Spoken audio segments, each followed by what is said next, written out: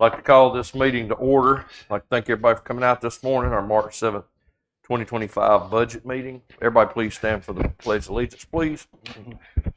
I pledge allegiance to the flag of the United States of America and to the republic for which it stands, one nation, under God, indivisible, with liberty and justice for all.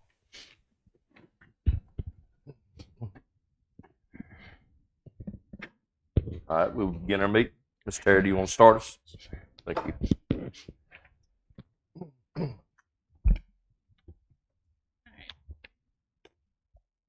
So this budget meeting is. It's green. It's green. Okay, there we go. This budget meeting is going to be for the department heads to present their capital needs or any out of the ordinary expenditures that they may have. This is for them to present this to you for the next fiscal year. It's mostly a presentation and then discussion, like any questions that council has for them about their presentation. Also, just an open discussion to kind of get to see what your feelings are towards this. And it's really more of an informal discussion between council and department heads, just to kind of see what the path looks like going forward. We don't have revenue numbers yet at this point, and so there's no hard decisions being made today, no final anything. I mean, I guess unless you're absolutely against something specifically, but it'll give us a little bit of an idea of a path forward, and so you can see where department heads are at as well. And so I will turn it over. Our first department is going to be the police department. Also, I will let you know that in the package that you have, the departments that we're going through are in order. So that is that. I guess I'm next. You're Thank you, Tara. Well, good morning, Mr. Mayor and members of council. Before I begin, I just want to preface this by saying that at the beginning of each year, and not that we only think about our operation at the beginning of the year, but we take a real hard look at the operation at the beginning of the year once we have a chance to weigh everything that we did in the previous 12 months. So we look at things that are going to need to be replaced, and we have, you should have it in your packet, our vehicle replacement schedule. We look at our utility vehicles and other pieces of equipment that are on a need basis. And then, of course, there are some things that are included in this budget that are more of a want, which are things that we've identified that can help us provide a better service to our residents. I believe that everything in this packet is in the best interest of our residents and our visitors to continue to them with a quality of life that they've come to expect in Sunset Beach. The first item that I have in the budget presentation is part of the replacement schedule for 3 2017 Ford Explorers that have reached their life expectancy. I'm asking to replace those with new Ford Explorer Interceptors. And the purchase option for these upfitted, buying the vehicles on state contract as we have previously, puts us just over $175,000 for 3 of those.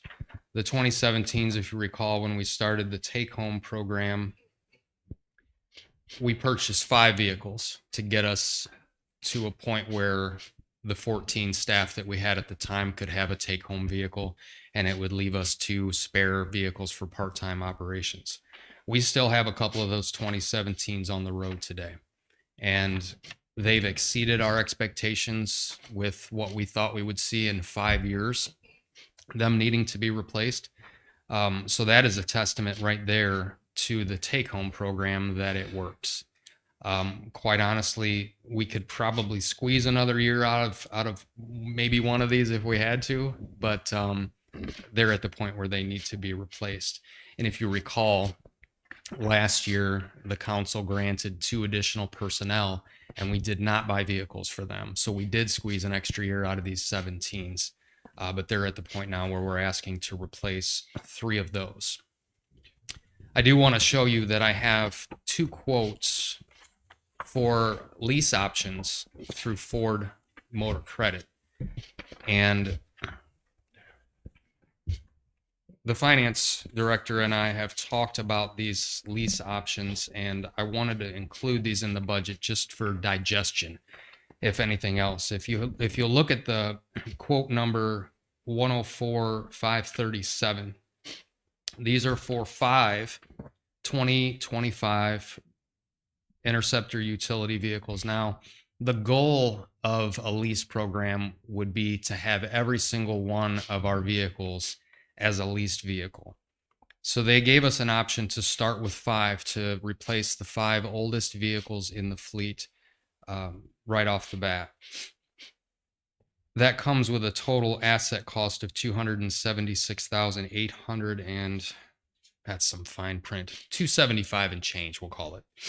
And they give you the option of financing either monthly, quarterly, semi-annual, and annual with an 8.29% interest rate.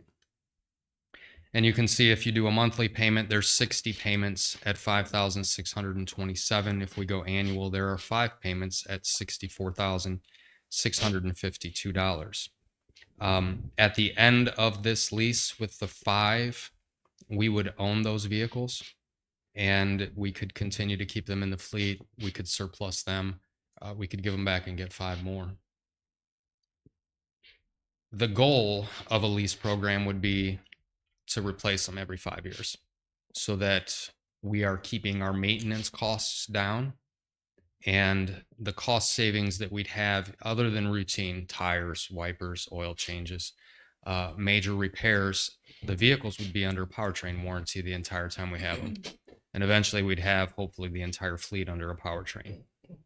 If you look at quote number 104,538, again for 5 units, the difference here is that this is for 4 years versus 5. And at the end of the 4 years on this, these vehicles will be returned. Again, breakdown of monthly, quarterly, semi-annual, or annual payments for 4 years or 48 months. At the end, there's a residual that would be owed, which is roughly just over $55,000. And again, this is a interest rate of, is that 8.29. That print is very, very small. Again, this is just for digestion. I don't know that I feel the lease would be the best way forward, only because Tara was generous enough to put together a very nice spreadsheet to help me understand what it's going to look like. And while we may have only, we may only be paying for 5 vehicles for a period of 4 or 5 years, at some point next year, for example, if I ask for 2 more vehicles, we're up in that payment by 2 more cars. And then the following year, if I ask for 1 vehicle, we're up in the payment again by another car. There will never be a point, from what I can tell, that we wouldn't be paying for a car. We'll always be paying for a lease. Now, granted, there hasn't been a year I haven't sat here since I've been with Sunset Beach that I haven't asked for cars. But these 17s have been paid for since 2017, and it's 2025, and we're just asking to replace those now. The take-home vehicle program is working extremely well. If we were running these cars 24 hours a day, I think the lease option would be more beneficial. And Tara and I, had lengthy conversations about this to see what we felt would be in the best interest, but I felt that it was necessary to present it, to be transparent, that I did look into it in an option to potentially save some money. The 8.29% interest is something we're not going to have with a straight up purchase. I guess it just depends where revenues lie and what's going to be in the best interest for this fiscal year or the next fiscal year. Do we want to minimize the payment going out in year 1 or year 2 versus approving the $175,000 purchase? Haven't we paid cash for vehicles in the past? We have, sir. So there's been no interest. You're muted. Sorry. Repeat the question, Chief. Haven't we paid cash for the vehicles in the past, so there was no interest? Since I've been here, we have never leased a vehicle. I have to really look at Tara and say, what's best? What's best for our economy? Because when we buy a new vehicle, we get a 3-year warranty that comes with the vehicle unless we get an extended warranty on that, which I don't believe we do. We don't get those. So then there is maintenance after that 3 years that's somewhat unpredictable, but you know, we have a track record with Ford Explorers. And you're looking at Explorers instead of the pickup trucks. We don't need to replace the pickups yet. Okay, So but you'd replace the Explorers with Explorers as Correct. opposed to, because you seem to be morphing into the pickup trucks. yeah, over I don't time. have an intention to go to a fleet of pickup trucks now. Okay, So we want to stick with my supervisors and my animal control officer currently drive pickups. Our patrol guys are in Explorers, and we intend to keep it I that way. mean, Tara, I think you got to tell us what makes sense. If we could have a spreadsheet that's this long, and I Yeah. just want to look at the bottom number. Yeah, so when I did the spreadsheet, it was more of we really hadn't been in a position here of really looking at leases very much, and so I hadn't put an entire fleet into a spreadsheet to see what it looked like. So it was something that I had wanted to do, and so I sat down and figured out what the numbers were on this and put it out 10 years and put his entire fleet into what it would look like 10 years out. And for us, I don't putting an entire fleet into a leasing option.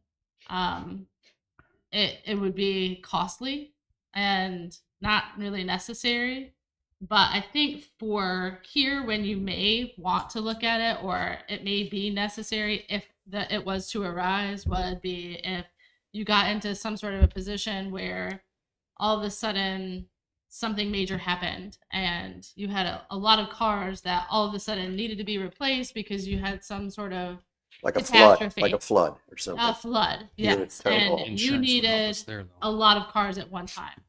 And that's kind of what it's for. It's also for small towns that don't have a strong fund balance. Because we've got that they fire can't cars, we've have got that. DPW vehicles, we've got,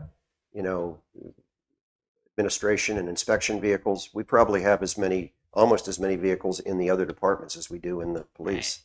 Yeah. So, I mean, here we've been really smart about staying on top of the capital and staying on top of the replacement plans and with department heads staying on top of it. If we were way behind, that's another reason why you would have to get into a lease, because it does cost money.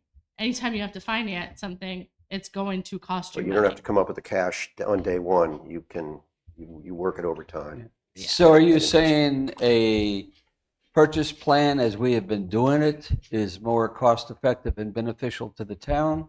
It saves you Or the 5-year lease is more beneficial to the town? the way that we've been doing it is more cost effective for More the town. cost effective You're is saving money. to purchase the cars as we need them. Yes. Question. Okay. As far as the lease amounts that they've quoted, how good are these lease payment that they've offered us? How good is that for? Is it 3 months, 6 months? Because the auto industry could change dramatically in the next 30, 60, 90 days. It seems to be more of a loan, if you will, because it's stretched out for the period that we'll have the vehicle, either for 4 or 5 years. So we could pay it up front, we could pay it one per year at an annual, or we could pay it monthly. But it's stretched out through the entire life of that, of the time that we'll have the vehicle. It's just the one lease. So if we paid with one lease, even annually, we still have the 8.9% going year to year to year to year as we go through. Yeah, even if the interest rates go down, that lease Yeah, is going to stay That lease is locked in. 8.29. Chief, do you think there's a mentality to the way an employee would treat a car if it were town-owned versus if it were a leased vehicle? And I say that only because I'm familiar with leased vehicles in the engineering community. And I believe there's a difference in the way people treat them, because they said, I'm going to give this up in a year. I would say there was a difference that we noticed when they didn't have a take-home car. Whether it's leased or whether it's town-owned, I don't think it would matter. Okay. When we give a vehicle to an officer and we say, Pete, this is your car. You're the only one that's going to drive it. You're going to take it home. You're responsible for it. You take a lot more pride in it. If there's a dent or a scratch that shows up on that car, you can't point at the mayor and say, well, he must have did it when he drove it last night. You did it. But I bet he did. So there's a lot more pride, a lot more ownership, and I don't think it matters Okay, thank you. who's behind So, who's on so the top. Tara, the bottom line is, it's best for us to purchase is what we should do moving forward. Yes, and and the capital reserve fund is also where you can utilize setting the money aside for that, because then now you're gaining interest on the money that you're setting aside for your capital replacement instead of paying out interest payments. So. Thank you. Chief, you show 4 on the spreadsheet in yellow as being Correct. replaced in 2025, and I've noted a number of 3 each at $175,000 Correct. total. Number 4 is my second Okay. budget item. So Okay. we're done with number 1. If there are any other questions, I'd be happy to answer those. As I mentioned, I just wanted to, Yeah. But since I spent the I time just- with the lease, I wanted to throw it in one there. more comment I'd like to make in there. You know, what we have here is looking out at a 5-year plan, and it's basically, other than, I haven't heard what number 4 is yet, but it's still one that we and you kind of committed to a number of years back, is keeping about 3 vehicles a year to go through Correct. and stretching them out when they could. And you know, to date, that has worked very effectively. Yes. And the police department has stuck with that pretty well. I mean, and so just that's what this 5-year plan for, and it shows the life cycle, and we can consider how to do that. So And I we've appreciate that. moved some of Yeah. those X's on the replacement plan to the right as Yeah. we've done our year-end evaluation and You looked did at it last year. cars. Yeah. Correct. Yeah. And said, where are we at with vehicle number 5, for example? And we'll say, we can get another year out of that. We move Yeah. it to the right. Okay. Thank you. Yeah. This is good. Yes. No other Appreciate questions on item 1? Okay. Not for me. Thank you for listening. You're a captive audience, though. Number 2 is again to replace a 2017 Ford Explorer, and we're asking to replace that 2017 Ford Explorer with a 2025 Chevy Silverado 1500 pickup truck equipped. The truck will come in at about $65,500. The 2017 Ford Explorer that this is going to replace is an unmarked vehicle, and this Chevy Silverado will be issued to the assistant chief here to my left. His Chevy Tahoe will then be handed down to replace the vehicle driven by the unmarked vehicle driven by the detective, the 2017. So a little bit of shuffle in there. The assistant chief is all the time hauling UTVs back and forth for service and maintenance. And he's our firearms instructor, so a truck is going to be a little more suitable for him for what he does on a daily basis. So we'll just kind of shuffle assets and move some things around on this replacement schedule to show who is assigned what vehicle. Who is would all the that Tahoe we'll do. go to? Detective Sergeant Cox. Okay. His is the 2017 Explorer, the P1 there in the first line of the Mhm. replacement schedule. It's 7 years old and it's done well. We'll likely transfer that into a vehicle that we'll use for special things such as training. When officers go to trainings, we try to have them take an unmarked vehicle. Reason being, if an officer goes to a 5-day course and they have to spend the night and they don't stay at a place that offers meals, I really don't want a marked car in the parking lot of Chili's. I'd rather have the unmarked there. So we would have them drive that car for those sort of things. Okay.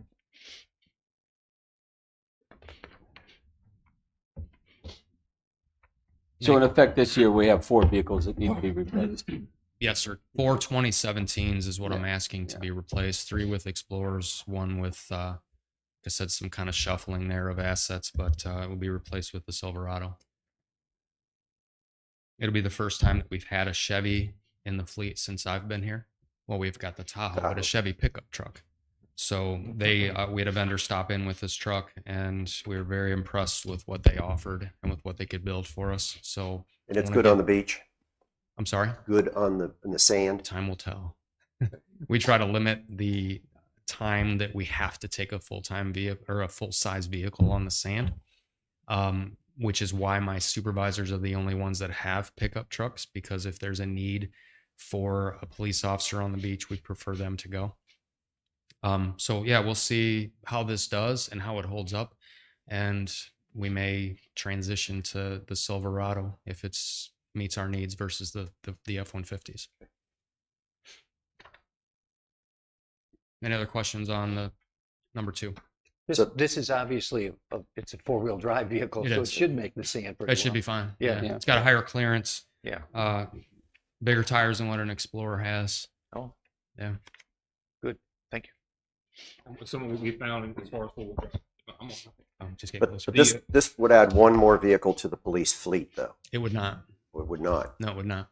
because you're not getting rid of Cox's vehicle. That's going to be a travel vehicle. Right. And we have a travel vehicle now that we will surplus. Okay, and that's not one of the 3 Ford Explorers that It's you're. not. Okay, good. Thanks No, for so clarifying. it's not an additional Thank you. vehicle. Good question. So is a travel vehicle now on this list? It should be. It's small print, so I need help. I here. know. Yeah, the Dodge Durango, the 2014 Dodge Durango. Okay. So that one would leave the list. Yes. Well, it should. It's 11 will. years old. Well, I expect to get a decent amount of money on that out of Gov Deals, though. It's in very good shape. It's clean. It was used as a detective's vehicle. It was actually the assistant chief's detective vehicle back when he was in detectives. And it's been very well taken care of. It'll do well for us in surplus. And you go through, I think you just said you go through the Gov Deals. Yes. Yes, sir. Okay. That's been very. And actually, that vehicle's already been surplused. We just haven't put it up for sale yet. And you've had good luck, good response on that. We have. Using that. Yes, we have. Okay. Thank you. Good. Good. Are we clear with number 2? Moving on to number 3. Mhm. Looks like you. Number 3 is a topic that's been in full discussion throughout the law enforcement community for a number of years, and it's not been something that I've asked council to budget for in the past, but I would like to budget for employee mental wellness counseling. I've talked with FMRT, which is the group that we use for pre-employment psychological testing, to find out what we could do for every employee from me all the way down, and to have the first initial screening be mandatory. Make sure our employees have an opportunity in privacy to meet with a counselor, either through an electronic means or in person. What questions they'll ask, I don't know. But try to gauge if there's any things that any of our people are struggling with that we can help them with. It's $400 per employee for the initial screening. If there's any follow-up counseling that is needed or identified through these sessions, it's an additional 275 hours. I budgeted I'm asking for just a pool of money. I believe 10 hours is what I asked for in case there is a need, for a total package price of $12,350. So what was that, 10 hours? And if there's any follow-up counseling that is needed at $275 Is that- per hour, I'm asking for 10 hours Is that 10 hours for the department or 10 hours For the per dep- individual? for the department. Okay. How many employees does this cover? Can you just give me that number roughly? 20. Thank you.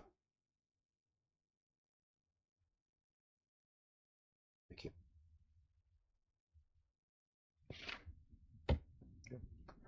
So this does not cover part-time or volunteers? No, sir. or It's other, for full-time employees. other than this is all full-time? Correct.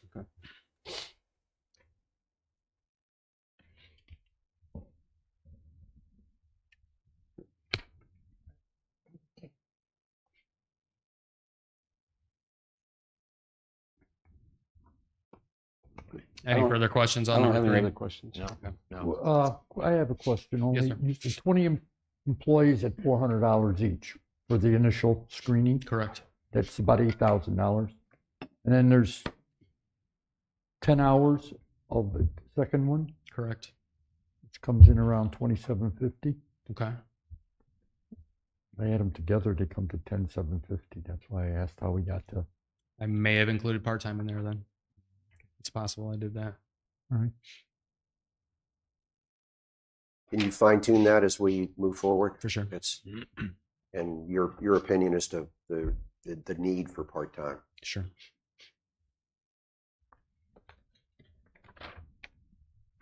Any other questions on that one? I love the next topic. I figured you would. We have roughly 30 cameras throughout town. A lot of these are multiple cameras in one location. So there's not 30 placement points. There are several placement points throughout town, roughly probably 15 to 17. Some places have 3 to 4 cameras on one pole. With our current vendor, the way that the camera system works is the signal is sent through a radio frequency. So the camera picks up the image, sends a frequency to various radio points throughout town to make it all the way back to our station, where it records to a DVD that is in-house. And we budgeted within the last few years to have that DVR moved in-house because it was housed at the fire station. And anytime we had an issue or needed to see the footage, we had to go to the fire station to get it. What we've seen with these cameras is that they are consistently inconsistent. And it never fails that if I know that there was a crash at Seaside and Sunset Boulevard at 2:15 p.m., the cameras will be out from 2:10 to about 2:20. And then they come back on. And it seems like when I need the footage, it's not there. It's served us well, but it's kind of an antiquated technology. It's unreliable in my opinion. And I think Councilman Larkin would attest to that just based on what he's seen through Sunset Vision with cameras that they have at the beach. So I've got 2 vendors that I've worked with to quote replacing some or all of what we have, some or all. And the first vendor that I talked with is a company by the name of Verkada. And Verkada has a wonderful technology that uses cell signal. So no more radio frequency from, line of sight, which again, line of sight, trees grow, things happen, and buildings are put up. And if that line of sight is blocked, we lose our camera stream. These are done through a cell signal. Videos are stored in the cloud. Verkada's technology has facial recognition where I can, if I know that there was a person that committed, that committed a crime, and I know it's a white male with a ball cap, a beard, and glasses, I can punch that into Verkada's system, and I can ask it in a certain parameter, time frame, or dates to give me video clips of every white man with glasses, a beard, and a hat that appeared during this date to this date, and it'll give me those clips. Currently what we have is if I know that there was something that happened in a 2-hour time frame, I'm watching 2 hours worth of footage to see if I can happen to see what it is I'm looking for. Verkada also has vehicle analytics. So if I know that there was a white GMC pickup truck with a toolbox and a partial plate of AB, I can type those things in, do a search. It'll bring up every video clip in that time parameter of every white GMC with a toolbox with a partial plate AB. And I'll just be able to click on it and see what I need. Night vision capabilities. I'm sure at least Mr. Corbett remembers we had some things that happened out at the Birdwatch Yeah. where we had a Yes. straight camera shot at this guy, Yes. and it was just so grainy, and the lights drowned it out. The camera footage was worthless. We knew that somebody took them, but we couldn't verify who it was. So the price for this project, Verkada asked me to give them my top 10 locations. Now, let me preface this by saying if Verkada, the company Verkada, is a purchase. So if we use this company, we'll own the equipment. It'll be ours. If we no longer with them, then we have it. We can sell it or whatever we want to do with it. And if it breaks, we have to pay to fix it. Top 10 locations would be $67,752. There's licensing that comes with that. We can do an annual license renewal of $57.85, or for 5 years at $26,111.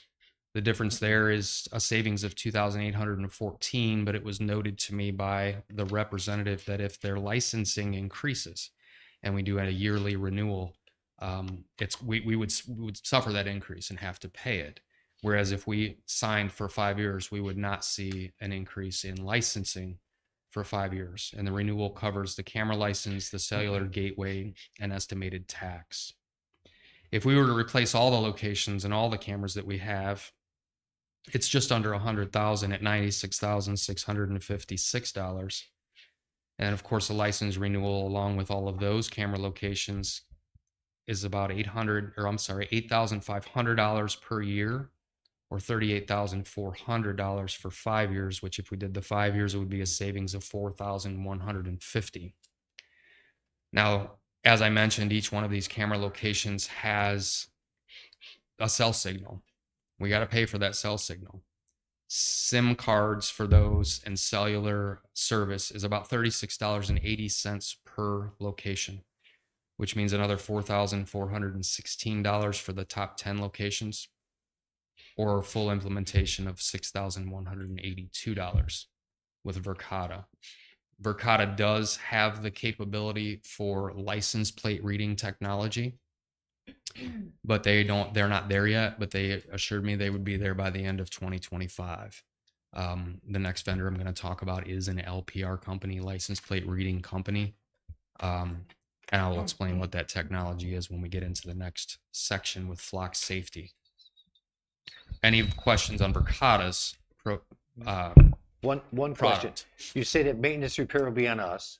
Yes, sir. Is there a warranty that they last so long, a year's warranty? Or... That I don't know. That's a good question. I can find out that answer for you, sir. Okay. So, Chief, that means that anytime a camera goes down, we got to climb the pole or pay somebody to climb the pole to figure out what's wrong. Correct. Okay. Like right now, we call Focus. Right now we call Focus, And right? they come out for nothing. Well, not for nothing. But they don't charge Yeah. individually. Yeah. Okay. And we have an agreement with Focus that we pay for those cameras annually. Do we? Okay. I don't know what that number is though. I want to talk about I know we've paid for the existing cameras in prior budgets going Yes. back a couple of years, several years. And at the end of this, I'd like to talk about if there's any residual value to that. Can you sell that on Gov Deals? I will bet they're probably not worth a whole lot, but Probably not. not as just a camera. Yeah. Okay. Yeah, usually the cameras themselves are relatively inexpensive. It's the technology, and Right. as I mentioned with Verkada, having the ability to search with using facial recognition, vehicle identifiers, it's really going to enhance the way that we're able to do follow-up investigations. As I mentioned, now if I know there's you wake up tomorrow morning and you say my truck's gone, somebody stole my vehicle, we know it didn't go toward Calabash. So it's going to have to hit the cameras at the Birdwatch, at the park, at several other locations leaving town. And I say, well, Mr. Larkin, when's the last time you saw your truck? When did the last time you knew it was in your driveway? 9 p.m. last night. And now you're calling me at 8 a.m. So I have 10 hours worth of video that I have to literally sit there and watch. it's all dark. I have to watch every single minute. I can do an 8x speed, but man, it would be nice to just punch in the description of the vehicle and it's going to give me those clips. It's definitely great technology that would help us with solving crimes a lot more efficiently. Plus the the grainy picture that we have now Correct. has got to be painful. It's As you showed extremely me painful. a few times, yes. Right, because Yeah. I almost know if that situation were to happen until the sun comes up, That's right. it's not going to do me much good. Mhm. Yeah. Question, just to confirm, my math is sort of half correct. If we replace 10 locations, 67,000, that's about 6,700 each, right? Just roughly 10 into 67,000. Mhm. If we replace all the locations, 30, it comes out to about 3,200 each. The cost It's half. is a little bit less than half per item, but you have a greater volume, so the Yeah, and overall cost. And the is 10 locations might have 3 and 4 cameras on a pole. So when I said, Seaside and Sunset, for example, is in my top 10, there are at least 3 cameras at Seaside and Sunset. Yeah. Would you replace all? I'd replace all 3 Would and you- then one cellular signal, I might note, one cellular device on those 3 cameras powers all 3. So I don't need 3 SIM cards for each of those. I can do it with 1. I bet there's other locations that you would love to have shots at, like Georgetown Road and Seaside Road. There are, yeah. And It's we, just we own property there, but we don't necessarily have a pole. Well, we do have Yeah. a pole. and the struggle with the next presentation I'm going to talk about is putting LPRs into state right of way. That's currently not something we can do, but they have a workaround for that, which I can explain. But Grab their yeah, I existing pole. definitely want. Flock has given me a quote to put several LPRs on Georgetown near Clubhouse, and I'll explain my reasoning for LPRs. So just overall, in terms of looking at this, and I would want to know, kind of similar for everything, is what is the budget recommendation in terms of, if we go with replacing the cameras, how should we go about doing it? Should we do the 10 cameras or the 30 cameras in terms of the impact on our budget? And, I mean, not necessarily for right now, but that's sort of the big question. Which is the best benefit for the town?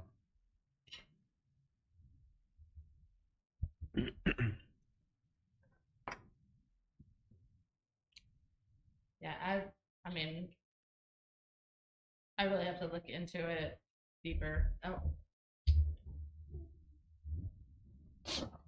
That's if this is something, this is one of those, if you are all really interested in, it's something I would have to look more like further into. I haven't taken a deep dive into the cameras, and I wrote myself notes of I need to look at what we're currently paying. I don't have those numbers in my head, and how much the cameras are worth, and exactly the number of cameras that we have. And But I but don't if have- you take our temperature and we are at least want to move Interested. forward with this, Yeah, so just like I am for the 4 new vehicles, would be at least a thumbs up for now. yeah, this is something that I definitely need to wrap my brain around a little bit further and look into more. And we need As to far as listen on to the the finance- second camera option too. Right. before And we- Yeah. what's nice about each of these is they're scalable. So if we say, all right, well, 10, we can do a little more than 10, but we can't quite do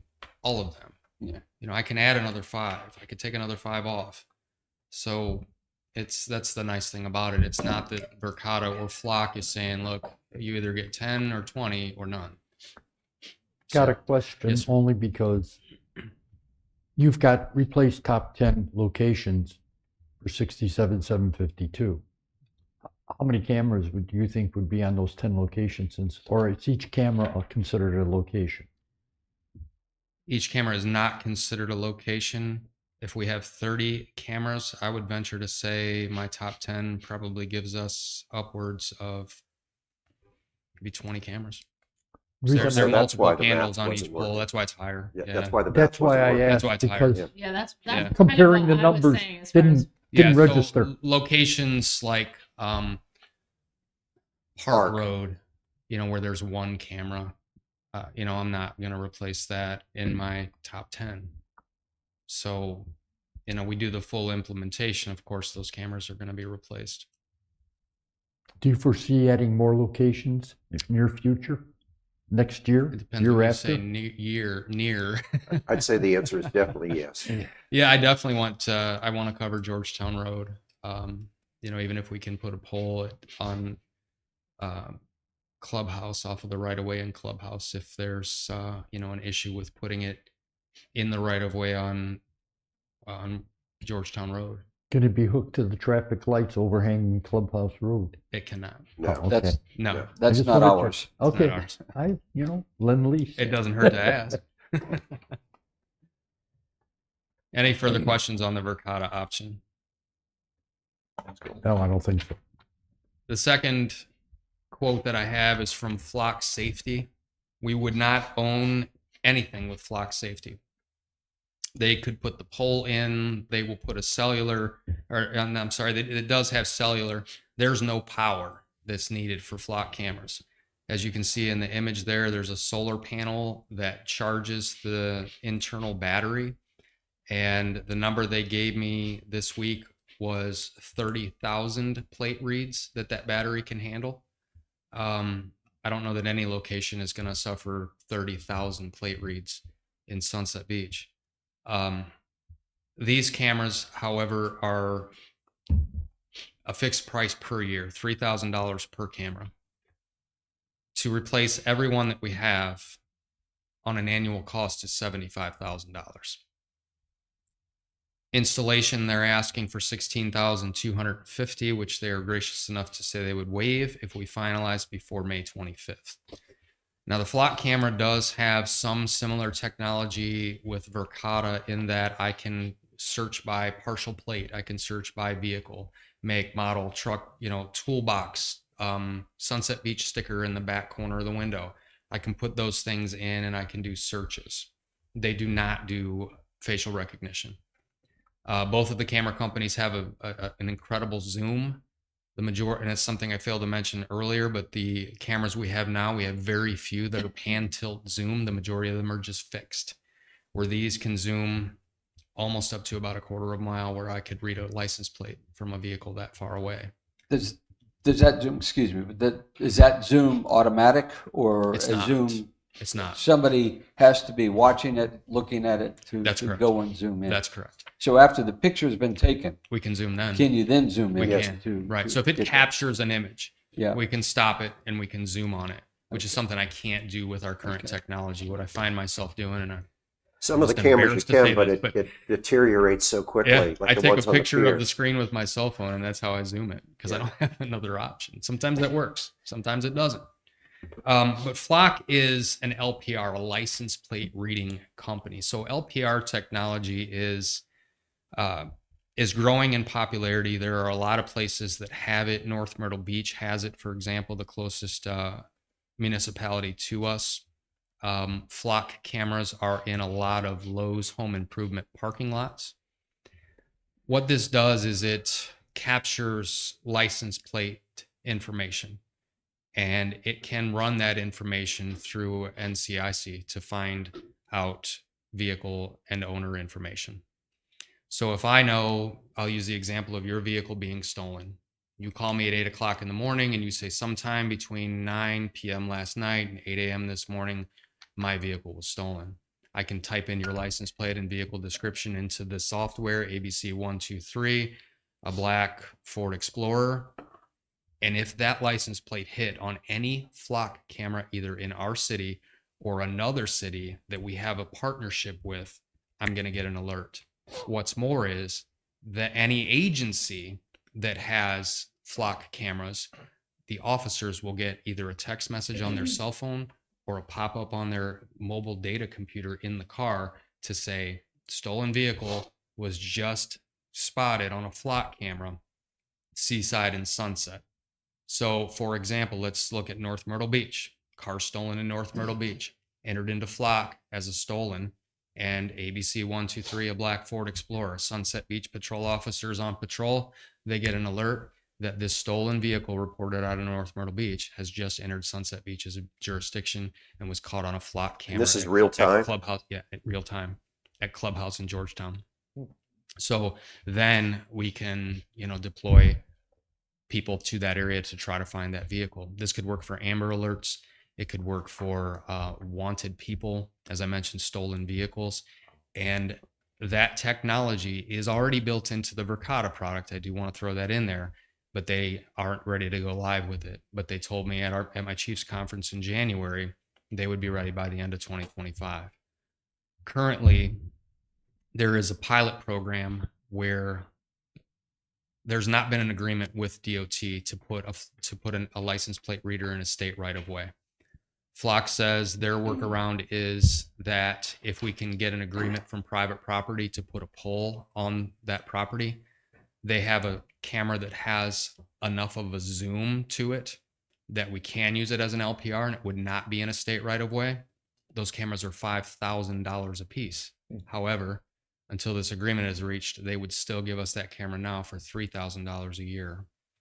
But once that pilot's through, I feel confident that we're going to be able to put those in the state right of way. The Brunswick County Sheriff's Office is one of the test locations where they're testing out putting flock cameras or LPRs rather in the state right of ways. But the difference in price is, it's there. Significant, $75,000 a year. $75,000, and that's for every location. So again, this is scalable. I should note too that I do have a grant pending for 4 of these, which is not included in this quote.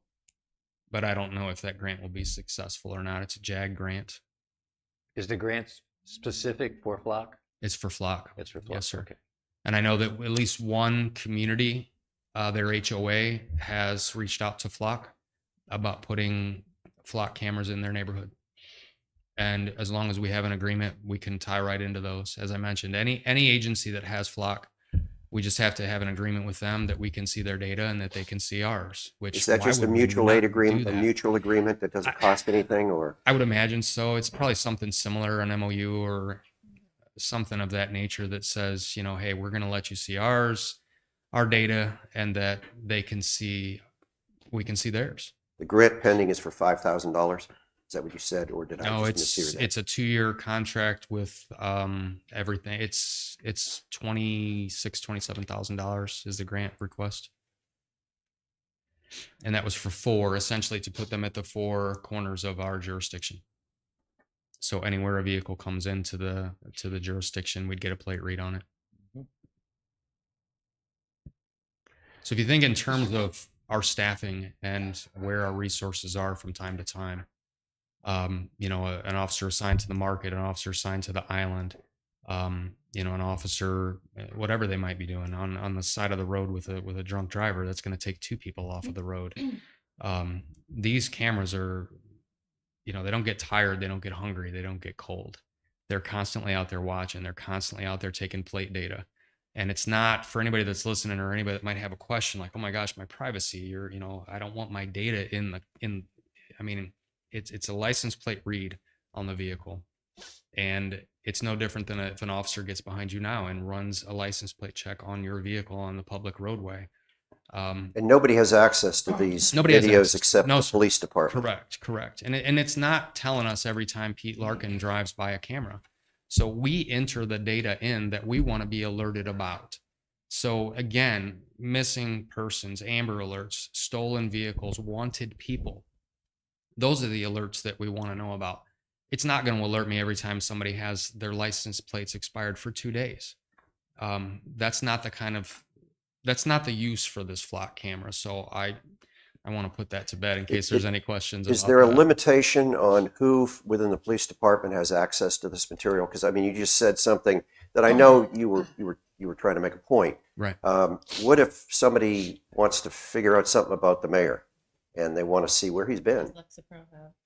Is there a criteria? It's the same as the agreements that we have with accessing the database now, either through a mobile computer or asking our dispatch center to run license plate or person information. You have to be certified to do those things. You have to be licensed, if you will, to request those things. You have to be certified to receive those things. And there's criteria that says, I can't give you that information. So if any one of you or anybody comes to the police department and says, hey, I keep seeing this vehicle drive up and down my street, can you tell me who owns it? Or Food Lion comes and says, this car's been parked in my lot for a week and a half, can you tell me who owns it? No, I can't. But can't you can even- figure out who I owns it can't and even run research it. I can't even run it without a criminal justice purpose. Oh. So if I'm curious of when my wife's driver's license expires and I run it through the system, I've committed a violation of our agreement. We could lose our terminal.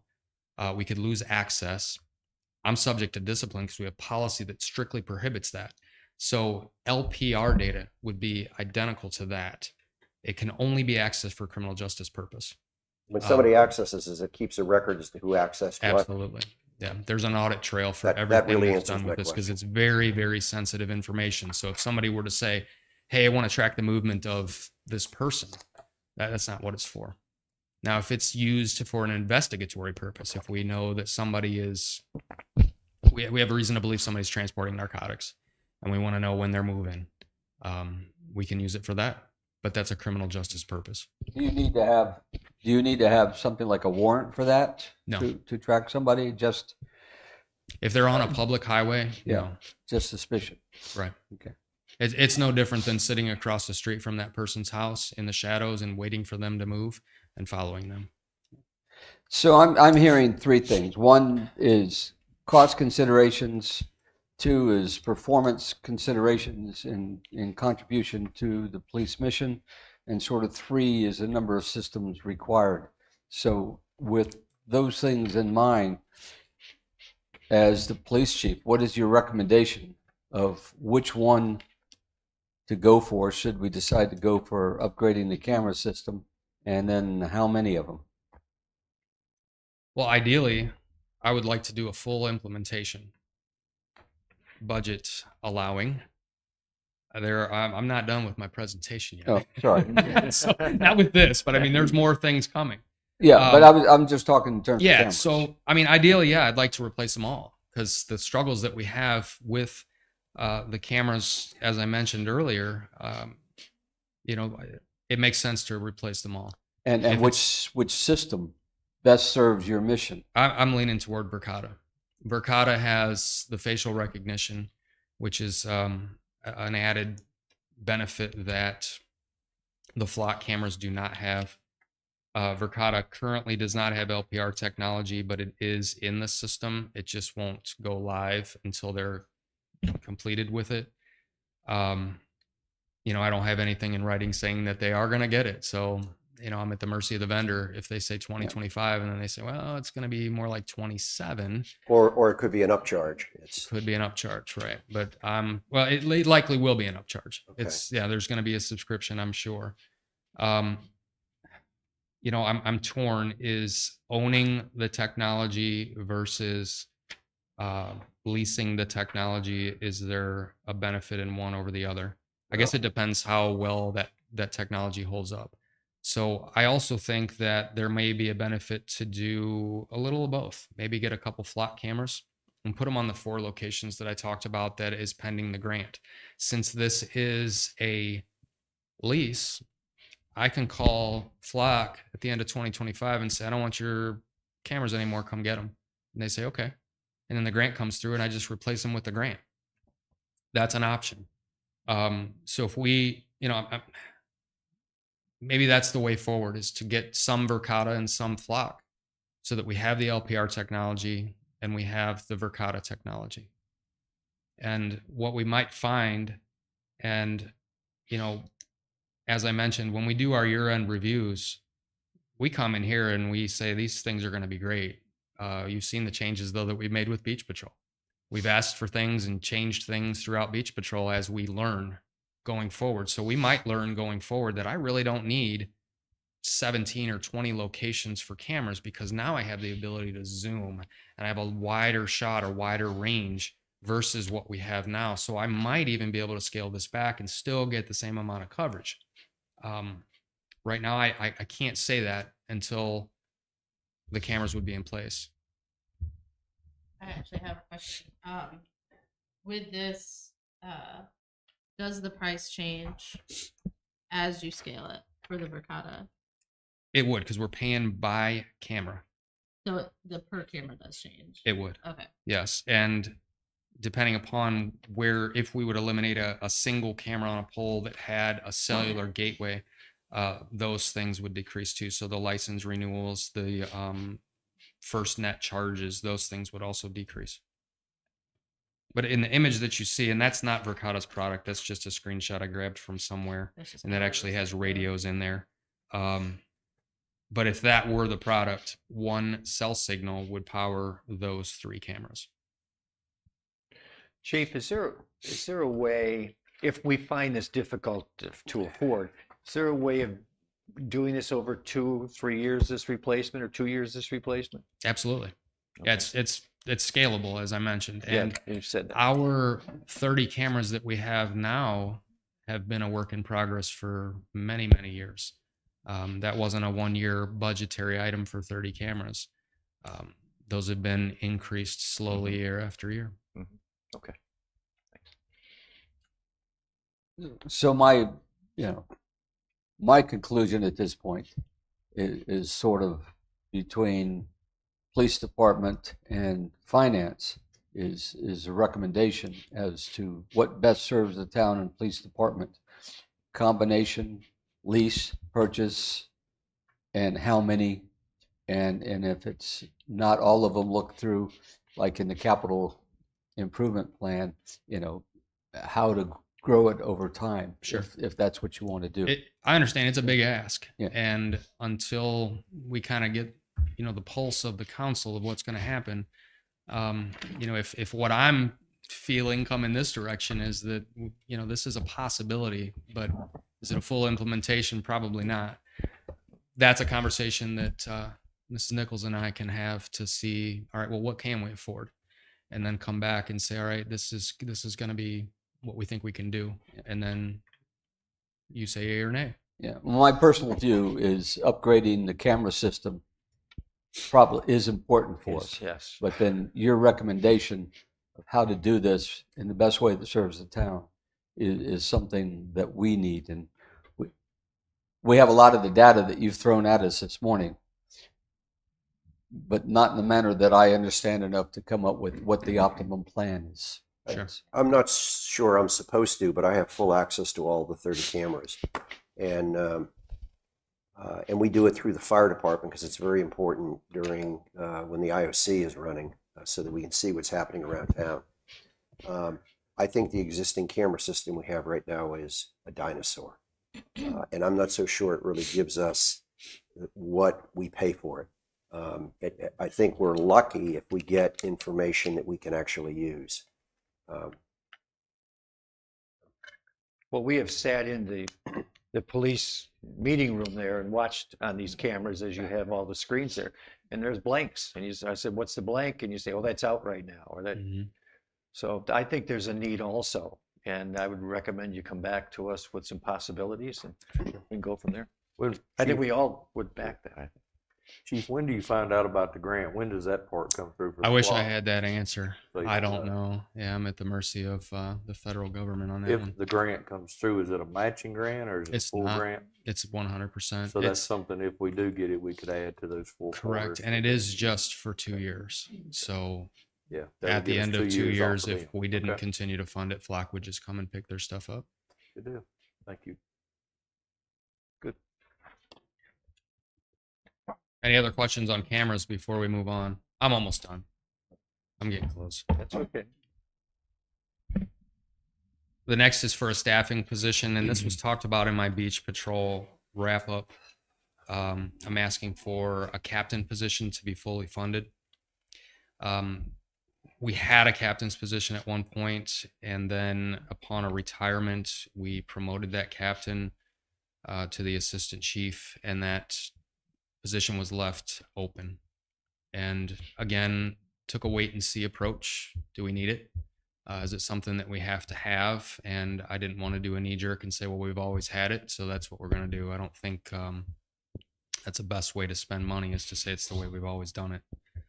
But we've identified the need for that position, and it's important that that position is in a place and doing a thing such as the supervision of the patrol division, investigative division, the beach patrol operation, that is a full-time focus. Those areas come with a great deal of risk to the town of Sunset Beach. And if we don't have full attention given to those areas, then we're not doing our due diligence to minimize our risk. Attention is given to those. They are supervised, but a lot of it's done by the two people you see sitting here at this desk. And we are pulled in so many different directions throughout the day. I spent the majority of my day yesterday doing IT stuff, trying to get a camera up and running in a car. And it sometimes is difficult in an 8-hour day to give it the attention that it truly needs. There's also a risk assessment that I've been working on through the North Carolina League of Municipalities, which leads into state accreditation, which is something I want to pursue. Just the league's assessment is 42 pages long. And again, I can't devote full-time attention to that. But the risk assessment is important to make sure that we have policies and procedures and certain things in place to, again, minimize risk.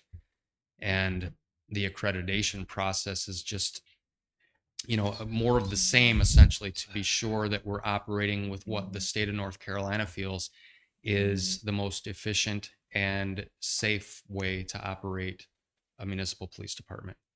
And that's something that this position would be responsible for, to make sure that we can get that with as minimal delay as possible.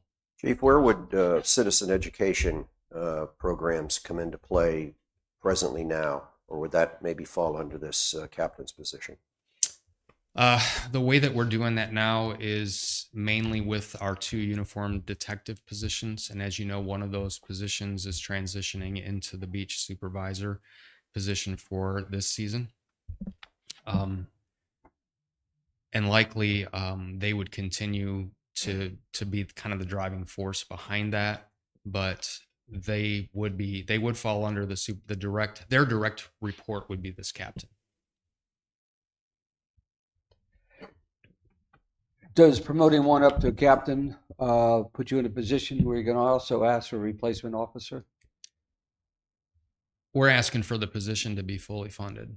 So how we're going to staff it is yet to be determined. Does that mean recruiting from outside or promoting from inside, or both? Either one. That would be through HR. So right now that would be like a discussion with Ms. Swinney. So all that with budget, it would just be a discussion of whether it's funded or not really how it's filled, because that would fall under personnel. Okay, not how they would fill it, just funding the position or not. Okay, funding the position.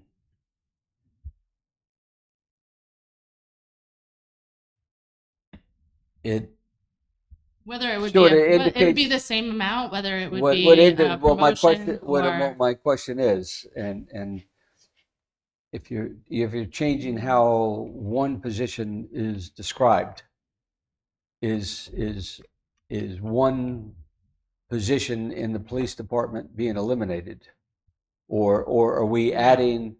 Does this add? If for example the sergeant gets promoted up, it's just adding a captain position. Okay. And But not adding additional personnel position. It's still it's adding a position. And you can, when you backfill that position, you've already got that funded previously. So this is adding a person and all of the stuff that goes with it. No matter how it's filled, it's still adding a position. It's either from within, and then you're going to fill the position that's being vacated. But that's already been in the budget. I know, Okay.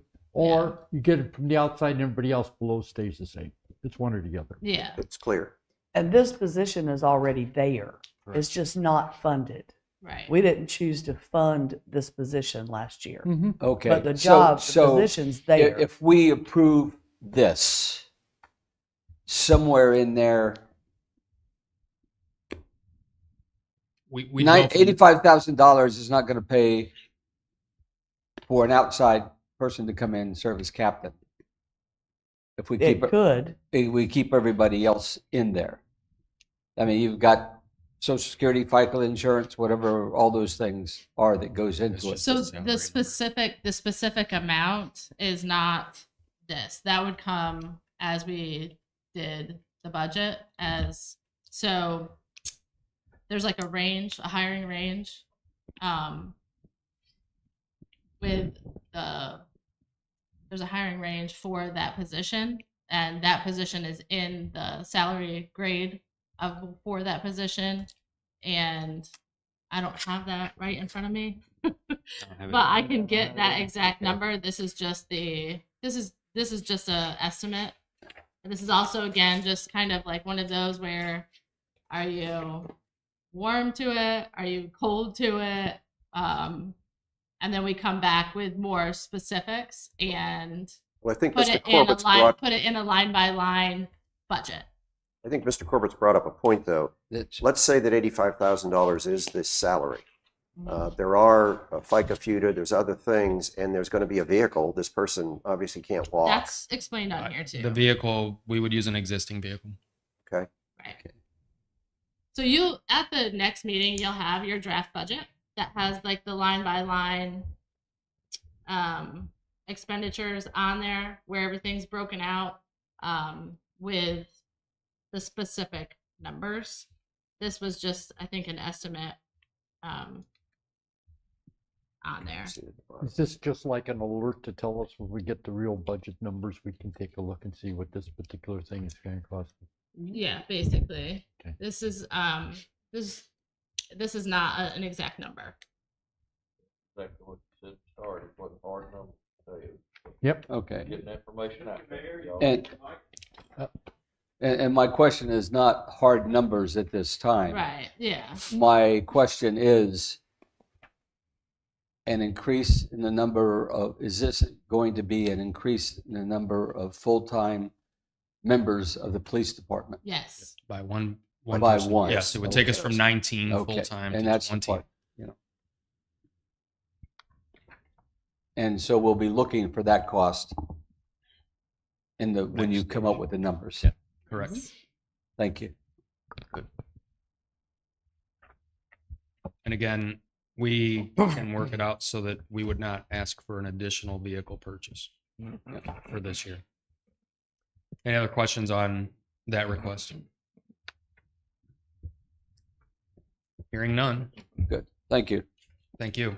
We currently have a DJI Mavic drone that we've used for different instances throughout town where somebody has perhaps wandered or there's a missing kayaker in the waterway or any other events that we might want to capture an image of, whether it be a special event or something that we host that we want an aerial shot of. We've also been asked by Public Works and the project manager to fly our drone for various things. The DJI Mavic is somewhat of a hobby drone, and it's got very limited capabilities. We have a new officer that flew a drone in the military that has quite a bit of knowledge and understanding of drone technology, and we would like to grow that program. Currently, I'm the only licensed drone operator, which in and of itself brings challenges because if there's a critical incident, the last thing I probably need to be doing is flying a drone. But the assistant chief has ran with this project and came up with a request to replace our drone with the DJI M30T series, which has the features that you see there: a considerable optical zoom, the ability to shoot videos in 8K or 4K at 30 frames per second, has a laser rangefinder that can spot objects up to 3,937 feet away. And what is most impressive about this drone is it has a thermal camera. And if you see from the image there on the right side, the kind of grainy image, it kind of looks like our existing pole mounted cameras at night. It's just a grainy picture of the woods. That very same image is on the left in thermal. And you see where the X is just to the right of that. That's a heat signature. That's a person. So if we had a child that wandered away, which we've had happen, if we had an elderly person with a cognitive disorder wander away, which we have had happen, we can deploy this waterproof, it's called water resistant drone, to help try to locate that person in a much more efficient manner than we can now. And that comes with a price tag of $15,000.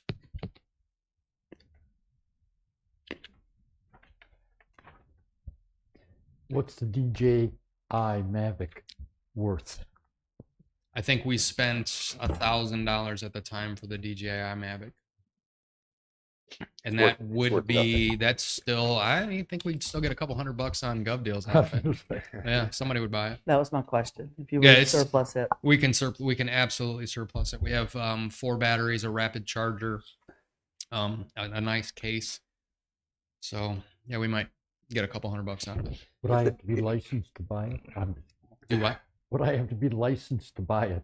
To fly it? To Yeah. fly it, not to buy it. buy it? No. You could buy it all day long. With- you just can't legally. I know that the police and fire work hand in hand when there's a missing person Correct. or something like that. And the fire department has a couple of licensed drone operators. Yes, sir. I can't really tell you about the condition of the drone that they have. Is there any communication between the departments as to maybe having a single resource that could be called in? So their drone, they have a drone that can carry a payload. Yes. So they could take, if there's a boater in distress and it's a hot summer day, they could take a bottle of water, they could take a cell phone so that we could have communication with someone. But it doesn't have a thermal imaging camera on it. That's my understanding. They do not have anything with thermal capability. And, I don't know what they're asking for. So if they're asking for the exact same thing. I don't know either. Yeah, I don't know that there's, I don't want to say there's not a benefit, there would be a benefit to have two, because there would be. If we have a police incident where there's somebody that fled into the woods with a weapon, I don't want to call a fireman out to fly a drone. That's a police mission. I wouldn't want to put, a fireman at risk or a civilian at risk to fly a drone for us in an incident like that. Understand. There. And an hour and 15 minutes later, I'm done. Unless there's any questions for Thanks me. for being quick. Thanks for being quick. That's why I went first. Thanks for being patient and answering all the questions. Thanks for giving me all your that's money. the key thing. All right. If there are no other questions, I thank you for your time. Thank you Thank very you. much. And our next person is here ready to go. Thank you, Thank you all. Thank you. Chiefs. Chief, I can. ooh, Oh, my God. I'll be back in a Go minute. ahead. Okay. Give it 1 second.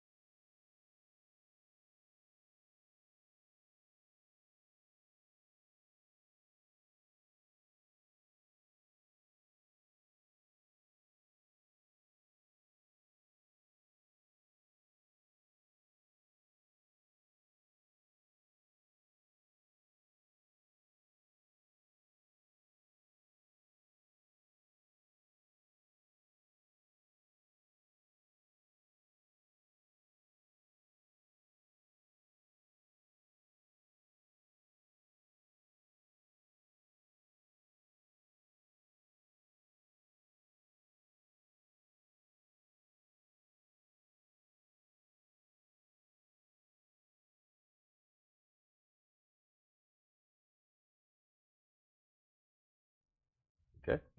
All right, next up, events coordinator. Excellent. Thank Go you. ahead. Thank you so much. I only have a couple of events that I wanted to discuss. These would be additional events to our event schedule. First one that I have is for Jazz in the Park, to be able to continue offering the 2 jazz concerts per year during the shoulder seasons. We do have one scheduled for May 17th of this year, which is a Saturday, to accommodate the band's schedule. And these would go back to being, again, either on a Saturday or Sunday, one in October and one in May. The costs that I have listed are about $4,600 per want to include our residents, but those are also for people who are here visiting. And these are more geared towards the residents of town. Is there anything in your plan here for these particular, for example? Is there can you recoup any of this money at the event by doing something at the event, or did you take? This is just out of town budget, and there's no way to recoup any of this money during the event, is what I gather. Correct. We don't charge anything for people to come to the event, and I don't have any sort of. I charge the vendors for space, and I charge the vendors for the electricity that they use for food and beverage vendors, but that fee doesn't. That just basically offsets the power. Okay. So which fund does this come out of? In our concert series, we use the accommodation fund because the focus is tourist and sort of marketing for the town. Yes. Sounds like this one would not qualify for the accommodation tax and would go for. I'm not so sure. But I'm not so sure. well, I'm asking the question. We do with the concert that we're having in May is coming out of the accommodations tax. That was money that we had and that still left there that we're using that for in May. But going forward, that's. Yeah, I'm going back through. I think it was it at the end of the beach season.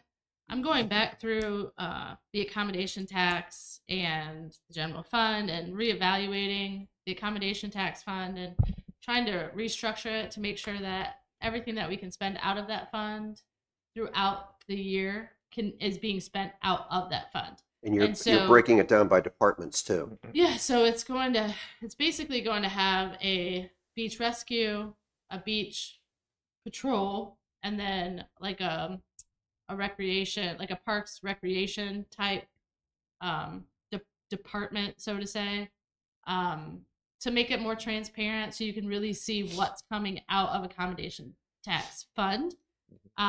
This is still a tourist related type event, so it can come out of accommodation tax. Looking at your last report regarding accommodation tax, comparing what months the money is coming out of, it appears that May and June, July are June, July are probably the biggest months, whereas things like August drops off because kids are back to school. It does. But the things we use accommodation tax for doesn't have to be tied into the months that we get the greatest accommodation tax. No, just Yeah. just to understand that Yeah. it's for visitors versus. It can be to try to draw people in. So it doesn't mean that people have to be here. It can be a way to try to bring people in. So if you're having a concert, you're trying to bring people into Sunset Beach. Yeah. Essentially, it's open to the public. So that they'll spend money. Yeah, I mean, Would there be? You don't have an advertising line in here. Sort of the things to, put it in the beacon, announce it, get it out, so that people have time to plan and say, oh, they're finally doing a jazz concert. I want to go down to Sunset Beach that weekend, and so I'll go find a place to stay for a couple of days and Put those back up for these. I would suggest also, in addition to putting the things out on Facebook, once we make a decision and do that, use our info at Sunset Beach, the email, to as many of the residents that we have so they can put the word out. Because if a lot of people signed up there, not just residents, but owners, Question. those who are out of towners, so they can come and get that. Yeah. Not everybody watches our Facebook page. Well, that's just one example, Yeah, but yeah, yeah, okay. yes, This is really our website. regarding October 2025 and May 2026. correct. Yeah. Okay, because it said May 2025, which that already Sorry. is on the prior budget. Yeah. Yep. Yep. So Tara, I think we'd all pretty interested in what you're going to do with the accommodation tax and sort of break it up and how you're going to report to us. I think that's pretty important Yeah. moving forward. So Yeah, so encourage you. that'll be presented at the is it April 4th meeting okay, to try to. So I'm still meeting. I've met with Richard in the fire department to kind of see how he's breaking his stuff out. So it's going to be more specific. So the beach patrol with the police department knows exactly what they have because now it's all in one. chunk. It's all muddled together, and Yeah. so it's hard for them to really be able to pick apart what they have specifically in there, and everybody just kind of has their hands in it. So and then beach patrol, which is Paul and Richard and Joseph, kind of looking at it, they can really say this is what we need, and it's more broken out for them. And then with events and potentially bringing Sunset at Sunset into that as well, because Sunset at Sunset is very tourist related, and so it's not putting it into the taxpayers fund necessarily into general fund, but it's pulling it out of its own fund because that's not going to sustain itself. So it's simplifying it, Can while we, expanding it can and we, making it more transparent. this is good, but can we talk about that at another time? Yeah, it's it's Just like with it the does police, we relate weren't saying to- where the money was coming from necessarily. We were seeing whether or not we thought it was a good expense, just for the sake of time. Right. Okay, so the next proposed event would be for tree lighting, and the proposed date for this would be the Friday evening after Thanksgiving. We do our market on Saturday mornings, and on Saturday evening of that week is the boat parade in Ocean Isle. So we want to be able to do something where we're not competing with other events happening in town. I have met with a lighting company, Pure Lighting out of Myrtle Beach, and gotten some prices for some different elements. So the number that I have on there of the $8,000 would be somewhat changeable based on what you're interested in having at the park. That number is based on having a 15-foot tree built out of lights. I'd envision that going to the left of the gazebo. And that would also be some lights on the gazebo itself, and some different photo ops that will also be lit up, and those can be placed throughout the park. This company would bring the lights. They would install the lights. They would maintain the lights while they were up from November through the first of the year. And then they would take them back and store them for us. We would own these lights. And so this price would decrease every year in the future. For instance, the tree that I was talking about, the 15-foot tree of lights, the first year we're paying for the product as well as the labor to install it. So that goes from $2,000 down to $500 for the next year.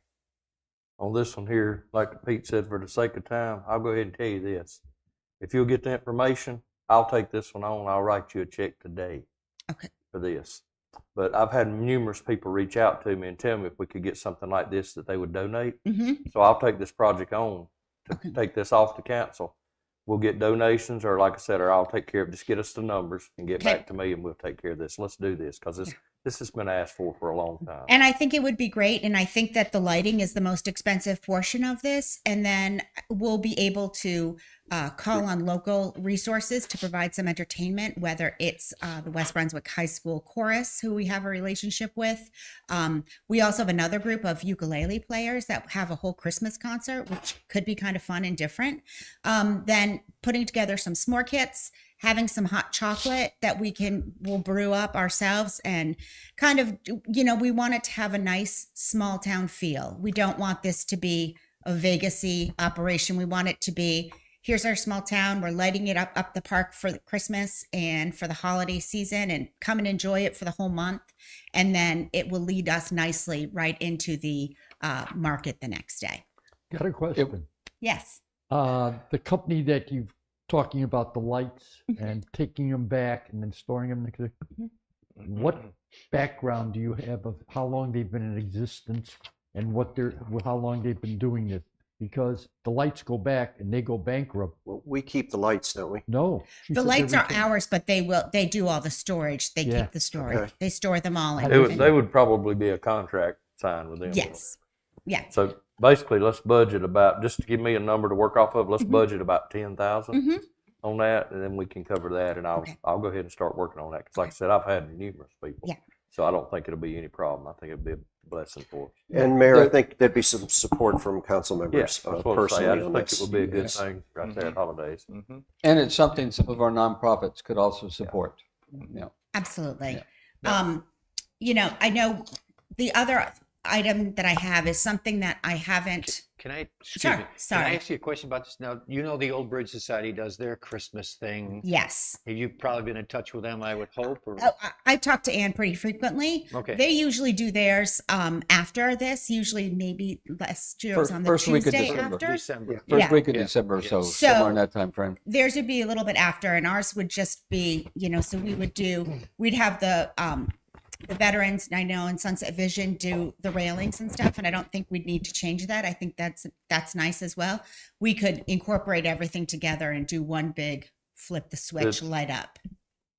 I noticed down here where it talks about the 4 light up ops. Mhm. That's the one Richard knows a lot about this, and I've been the last few years the one they have in Rutherford. And Yeah. I mean, it has grown into something Yeah. crazy. Even the churches, they may send some people out to sing and stuff. So Yeah. it's just a great thing. It brings a lot of I people think- into our town. I So think would it- be well worth looking It at. really will be. And I have they have some different ideas he gave me. That was just the items that I chose, and we have options for that.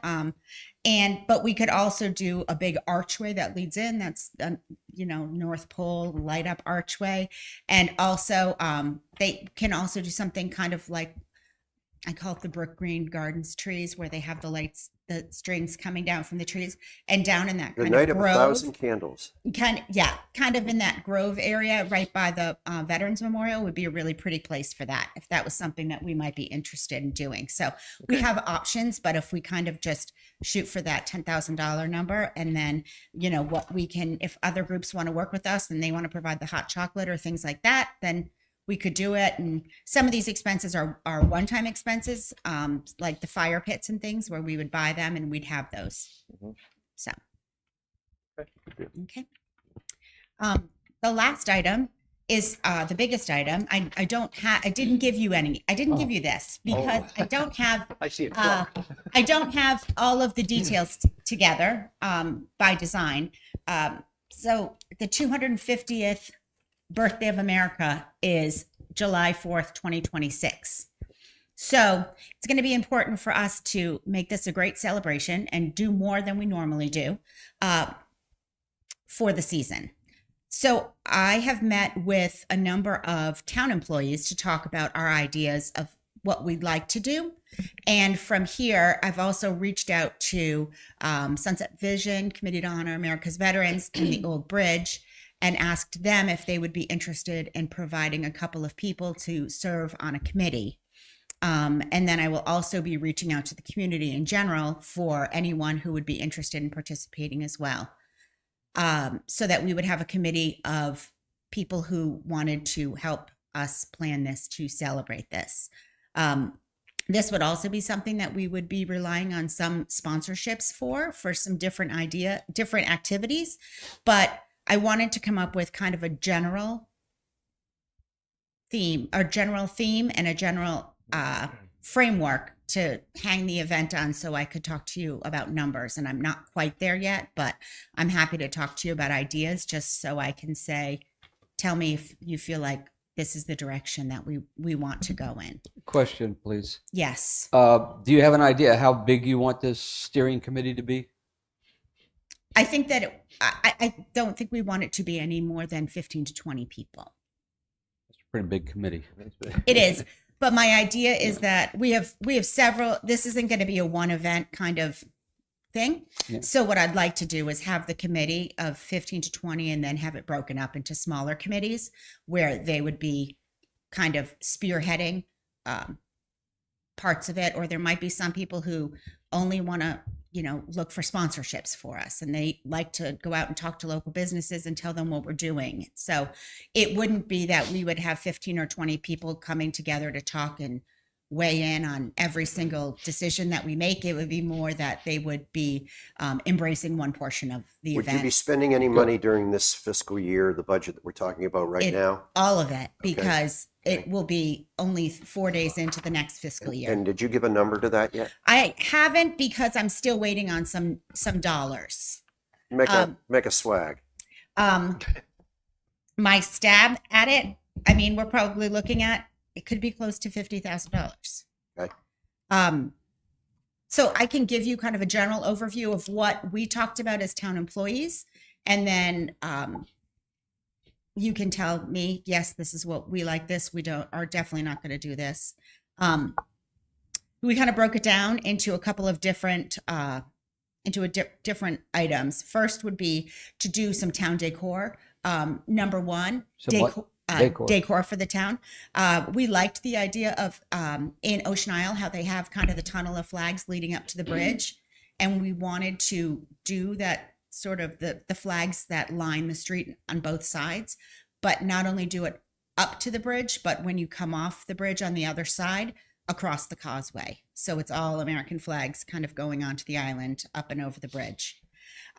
We would also We'd put them in the NCDOT right away then, I suspect. Yes. I mean, all of this is ideas and hasn't been gone through with the NCDOT or any of that. This is just kind of thoughts that we had on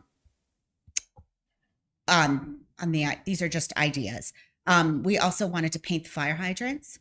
And that's something that we need to look into as well to see if that's going to be Have you talked to allowed. the fire department? He was in the meeting. So Good, these are good. all people, this Because is the all color of the stuff. fire department, it stands for the gallons per minute that the capacity of it is, and it's very important to know that. Well, as and you pull up to a these fire. are all things that, these are all ideas. I'm just giving you the ideas that we thought of and whether or not we go through this, but we wanted to do some sort of decor in the town. We already have the banners that hang on the poles.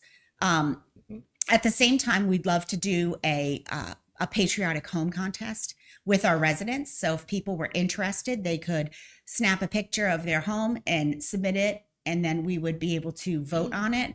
And the winners would get, I mean, I think it could be something as good as much as the lawn sign, that's just like the Patriotic Pride Award or something like that. It doesn't need to be, I don't think we need to give out money or anything like that. I think it's more the award and just to get people excited about decorating their homes and doing that.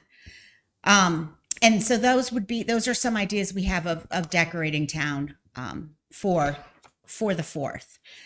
Thursday would be the 2nd, and we would already have an existing market. Our ideas were focused on hanging events around existing events that we have in town.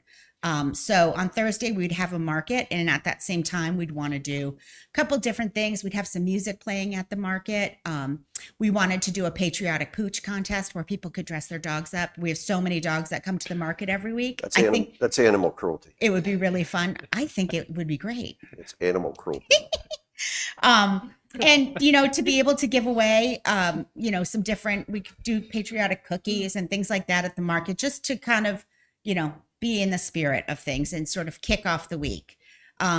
Friday, our thoughts would be to take our Wednesday concert and shift it to Friday and use that concert to be the center point of a community picnic in the park, where we'd have different food. We'd have hot dogs. We can cook the hot dogs ourselves, kind of like they did for the town anniversary.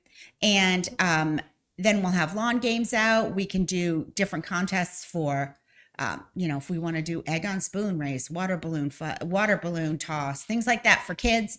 So it's really kind of a family event, small town. We do a pie eating contest, watermelon, things like that. But it would be more of a small town feel than having, big band. It would be more of a kind of a community block party feel is what we wanted. We could also, we've come up with a million different ideas of different contests and things that we could do. And then on Saturday, we felt that because there's so much going on the 4th itself, it would be important to leave the 4th as the 4th and not do anything on that day, because we already have the sit-a-thon. We have 2 golf cart parades. Old Bridge already does something for the kids, and we don't want to do something to step on anyone's toes of things that they do every year and that's traditional for them. So on Sunday, we want to do, this would be the final event, and we'd call it Blanket the Beach in red, white, and blue. And I've spoken with Teresa and Gary at the pier, and they are interested. I am just working on details of this, but to do fireworks at the beach that evening. And we'll have some music ahead of time. And then I think it will be important for a night like this to do shuttles from the mainland to get people over there and, kind of do the whole blanket the beach, so people aren't trying to bring a bunch of chairs onto the buses. But you're not going to include fireworks in a $50,000 budget. Yes. Are you really? Yep. Based on the numbers that we have, I think the fireworks are about 23,000 is what we Lisa, said. where did you find her? This is amazing. Well, I think that we can do it if we're willing. I mean, I can certainly get a catering company to come and do a catering event for 5,000 people. But I think, if we do the community picnic, the band that's already being paid for out of our regular concert series. So doing that's that would be a great way to incorporate that.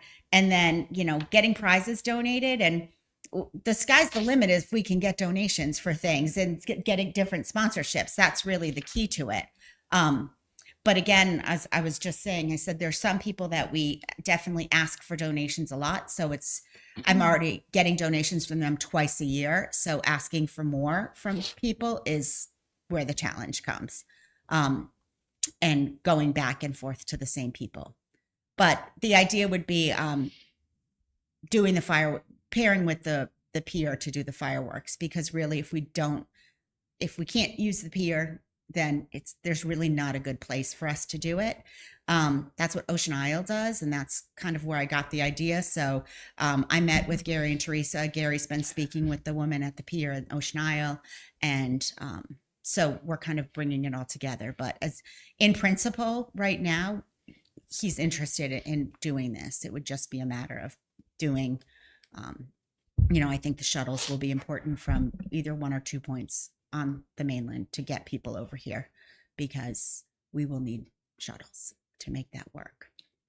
You certainly have a great plan, and you've certainly put a lot of organization into our town events. Thank you. Thanks. You was talking about changing the Wednesday night concert to accommodate that event.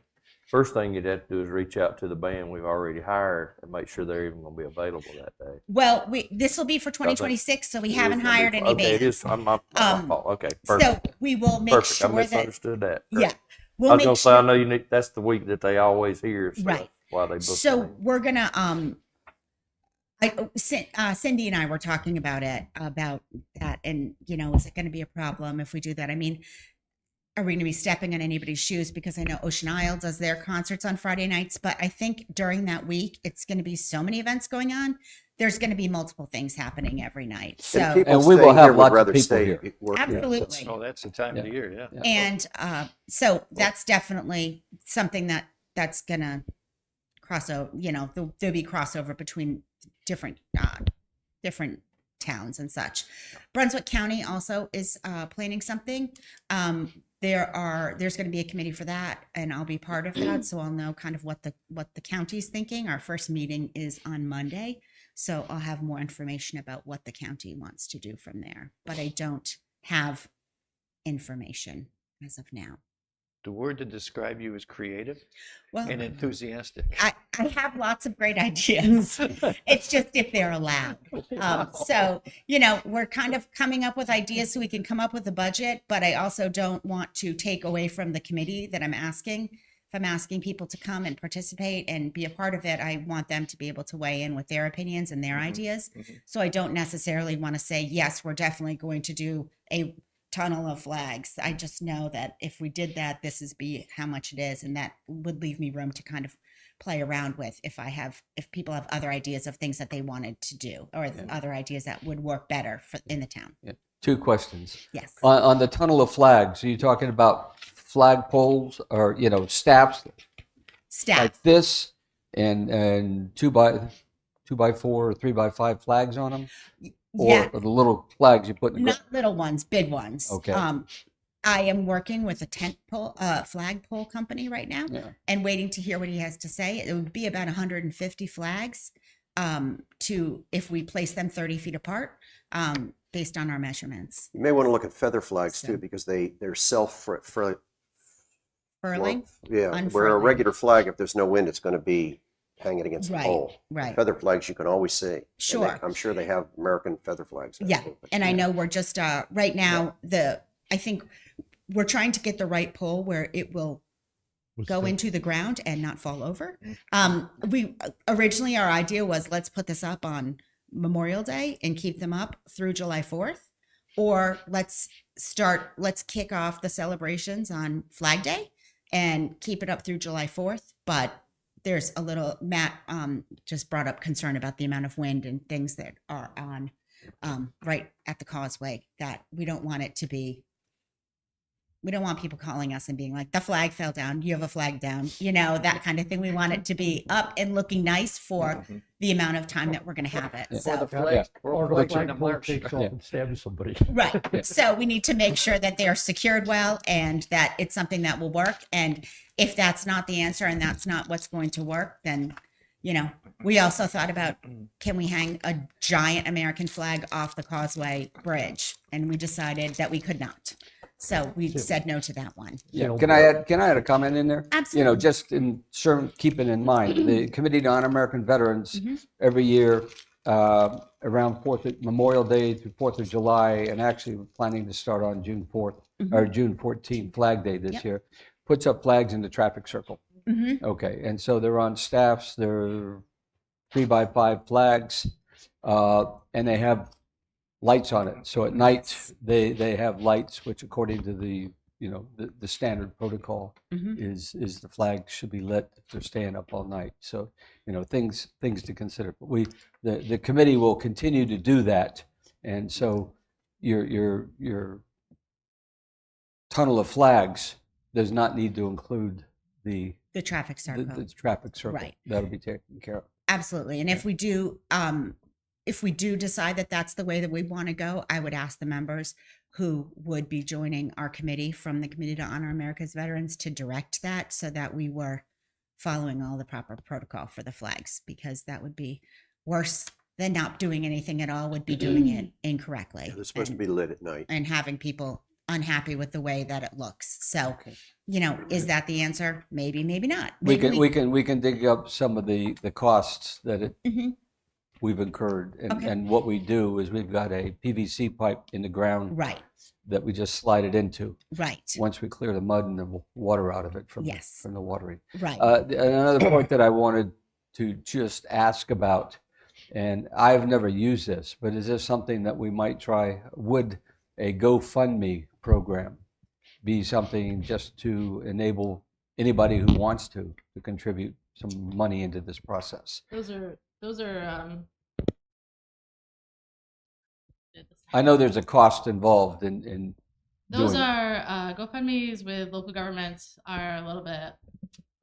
We have to really look at that. So I there's wonder. been some issues with the GoFundMe associated with local government. It would have to be associated with a nonprofit, not directly to the local government. And I wonder if maybe there would be a way that we could be selling something maybe we could sell American flags, and those we could sell, and the proceeds from those would be to offset the costs of 4th of July or something. But that could be something that we could be doing throughout the year and use that as a fundraiser for the 4th of July week. We could also do an event sometime in the fall that would be a fundraiser. And, maybe we could pair with Sea Trail and see if that's something that they would want to do, and see if there would be a way to do some sort of a fundraiser to raise money to do more activities associated with that. Good. Thank you. Thank you. Thank you, Amy. That's all I have today. That's enough. Thank you, Pat. And Carrie, the answer is yes. It comes out of your own budget, so what do we? This is out of his own budget. I know that.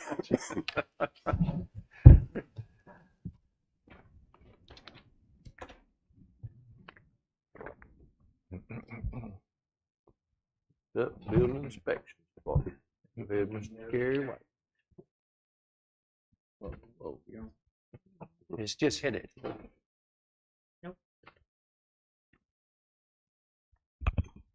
Okay.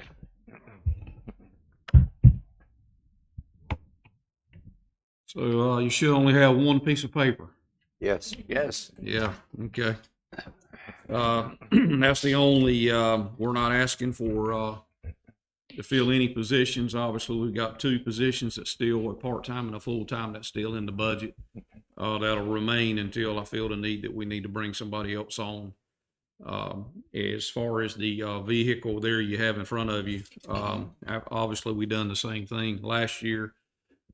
Next year, hopefully do the same thing with another vehicle that'll come out of rotation. It is depreciated, and looking to talked it over with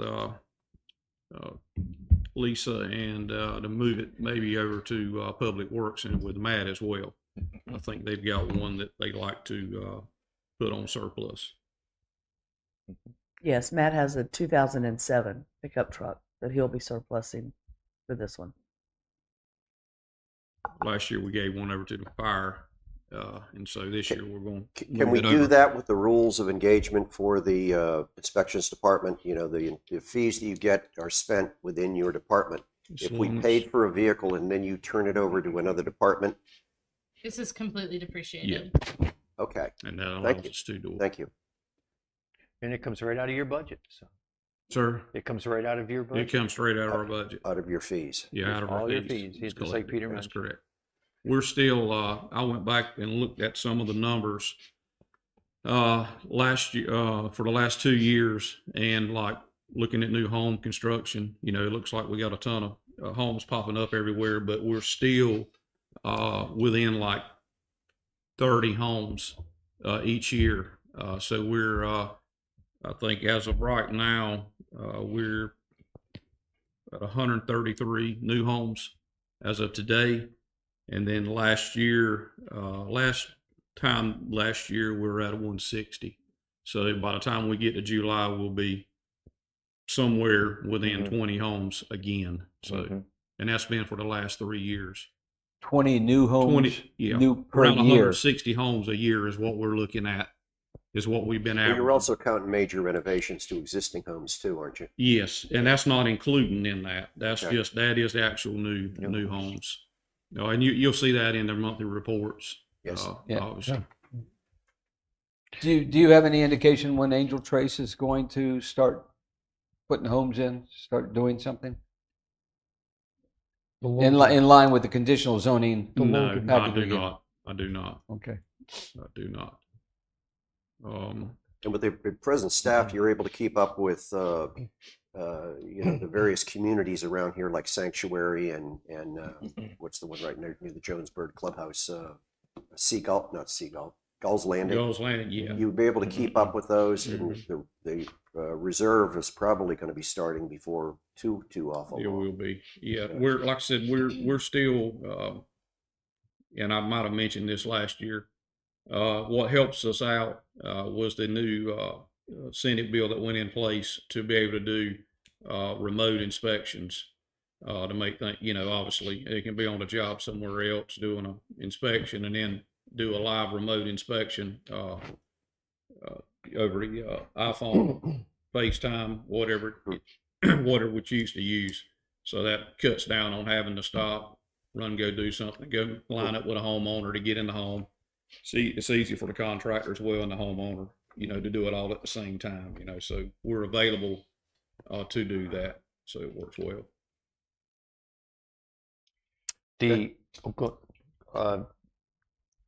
Our police chief is looking at a truck, and he's might be turning more to Silverado, Chevys. And so you might want to talk to him. Yeah, we had that discussion. Okay. Well, actually, it was the assistant chief down there. He had mentioned that to me. Okay. And like I say, this obviously this is under state contract with about $8,000 savings. But I guess maybe the ours are not driven quite as hard, and so we don't really have hadn't had any problems out of the Fords. Excellent. Good. I mean, I do like a show. That's your call. But absolutely your call. Yes. But it's we've had great service out of them, and I haven't had any complaints. From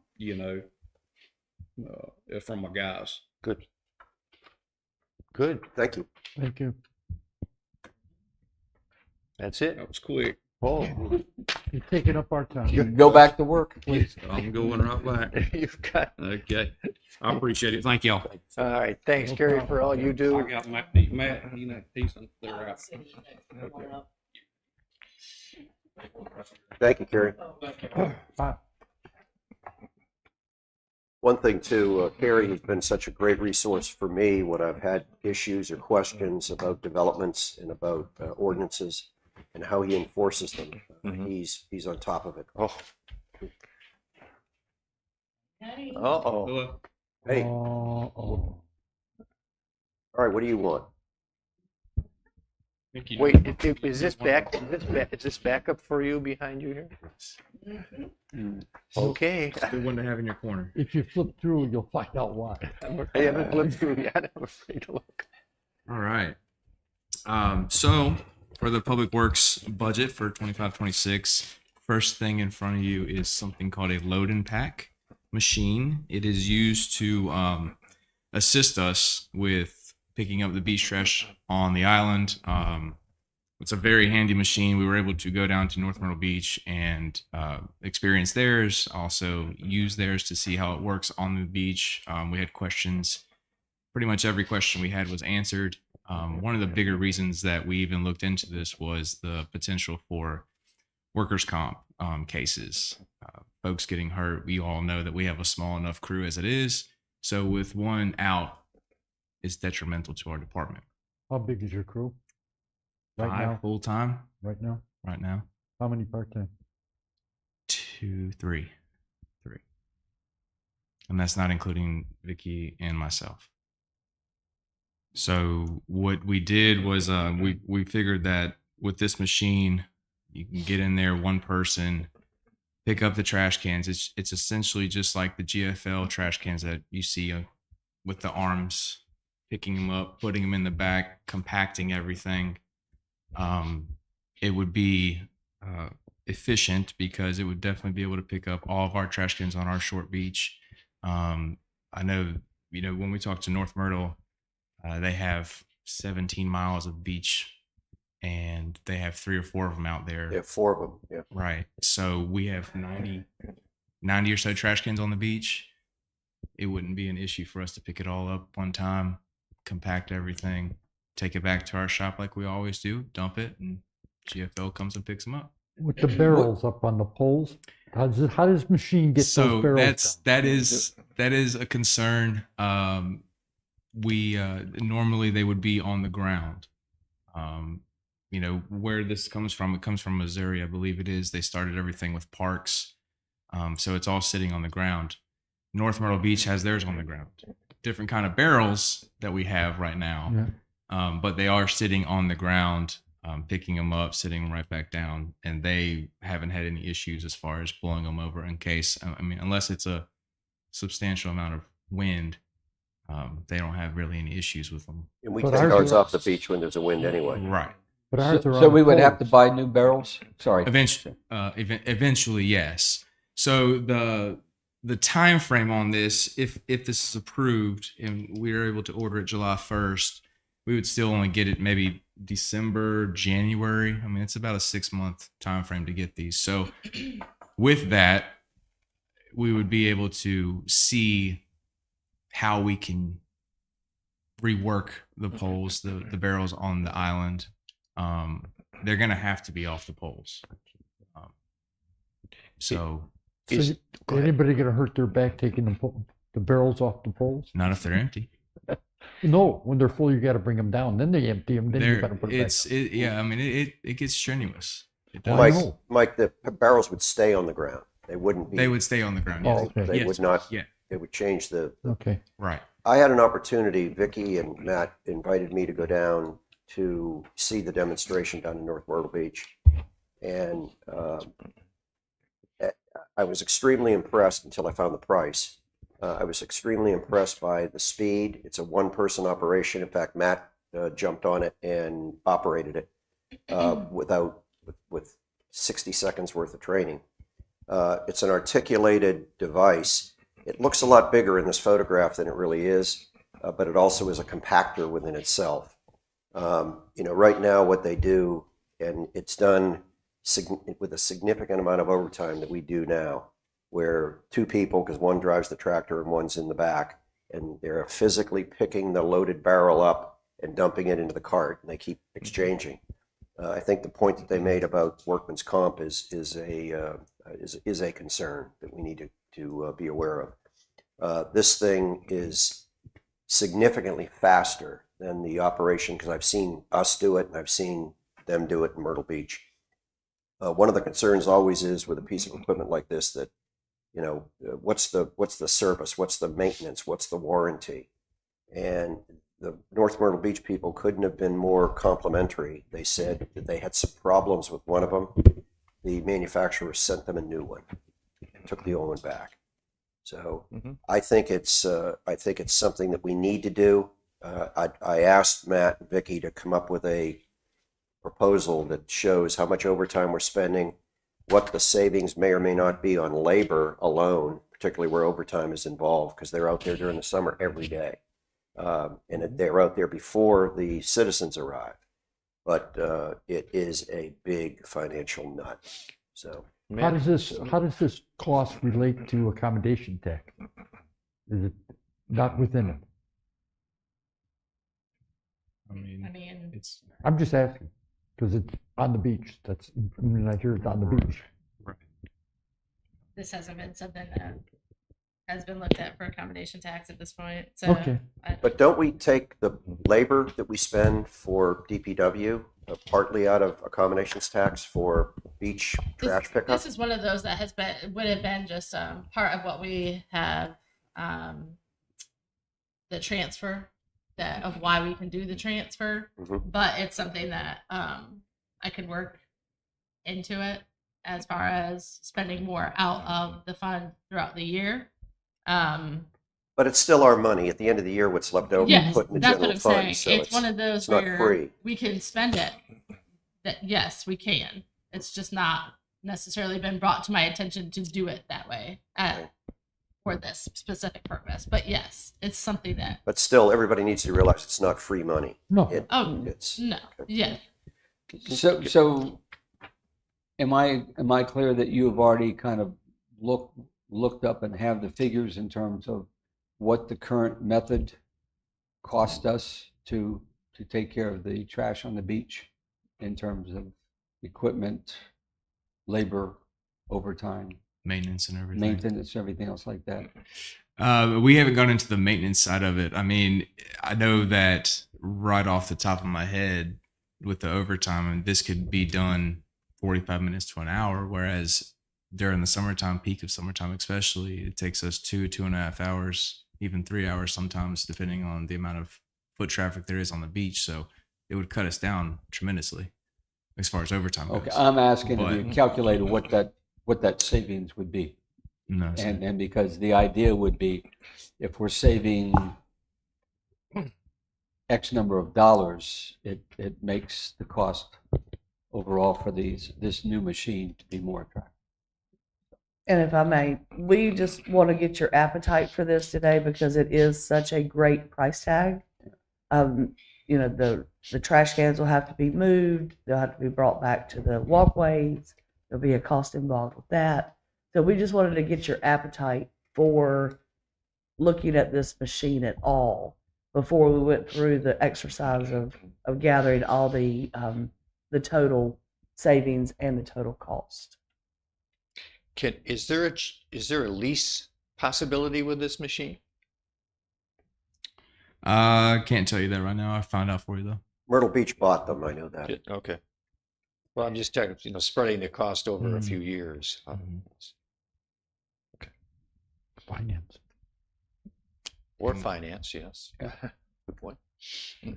I find it interesting, and there's some benefits in there, but I think looking at the costs and the difference in terms of what we pay now is going to be one of the key factors. So, I would kind of like more information that would help us make a better decision, and then see how it fits into the overall budget package that we're going to end up with. Yeah, and that's what we needed to hear, that it's Yeah. not an absolute no.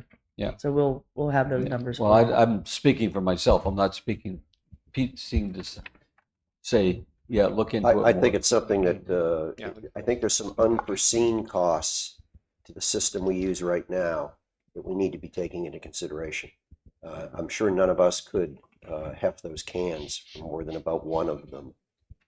And they do it for, how many do we have on the beach? 90. 90. So it's, Yeah. Mhm. Yeah. Okay. Yeah, look into it. Will do. All right. Well, more money. Now let's get to the next page. So the next item is a backhoe. On your picture, it has a John Deere backhoe, but that's just, I got it off the internet, so it's not a big deal. But we've had issues with our backhoe. It's a 2013. It's now 12 years old. Even the past year, we spent over $13,000. That was actually, I don't know, almost as soon as budget hit last year, we spent a lot of that, tires, maintenance, services, things like that. So we spent a little bit more money on it since then too. It's just getting more and more work every single year, needing more maintenance. So a new one would benefit us. Obviously, talked with a couple of dealerships. Warranties come with those. They're more local. We call a company now that comes from 2.5, 3 hours away to service our equipment. That it knows how to service JCBs and has all the parts and everything. But this one, we would have Wilmington or Myrtle Beach as a close branch that we could possibly take it up to, where they could send a serviceman down here to work on it. there's no number on here. There is no number, and I realized that this morning. It is, the quote was 159,000. So I had just put 160 on it. Is that with all the attachments that you That's would need? pretty much the exact same thing we have now, just a newer version. And has the one we have now got any residual value? Very little, I'd say. Go Gub. What's that? Put it online. Gov deals. Yeah. Gov I deal. mean, we could get some money out of it, absolutely, but you Not know, we wanted $160K. we wanted to bring this up because, you know, it's kind of just wanting to let you know what we need or what we would like, especially. So I mean, you know, if it doesn't get approved, I understand, but it's just going to be recurring every year moving forward. All right. And then the last one is the beach erosion walkways. We had presented a couple of these last year that I guess we didn't get the grants for. I believe weren't able to get it in time and get it approved. So 5th Street, 7th Street, and 32nd Street are in dire need of repair. the picture you have is 7th Street. And to be honest with you, that was a picture I took last year for budget, so it's gotten worse since then. 5th Street is, if we get through the season without any kind of major issues, I'll be surprised. It needs repair. You say major issue, you mean like a support pole failure and it collapsed, Yeah. or? Runners that could be rotten for 60, 80, 100 feet long. I mean, we get out there and we check them. Each one of our guys has specific walkways they check every single day. And they've done a tremendous amount of work to them over this off season. But aside from tearing them down and repairing them completely, Are we in trouble between now and July 1 when the budget gets approved and you can do something on these? as far as money or as far as safety? Oh, no, how, if they're that bad of a shape, I'm saying they're gonna last spring into July 1 when the new budget kicks in. I believe they'll be able to last. Yeah. So we may have to do some repairs during the season to sustain, but I just know that altogether it's just not safe for a whole nother year after this budget Okay. season. I don't know if they should be closed off. Yeah. So, Right. ask for grants on. Yeah, Lisa, have we What about the marked our grants that we have been applying for? And We are applying for grants for these three. Yes. These would be fall projects. Right. When would we hear? Our estimate for the repair of these three walkways is right at $1 million. Wow. And last year we got 460,000 plus minus some change for the grants. So we're still going to be looking at 500,000 or 600,000. Even if the grants come through. Right.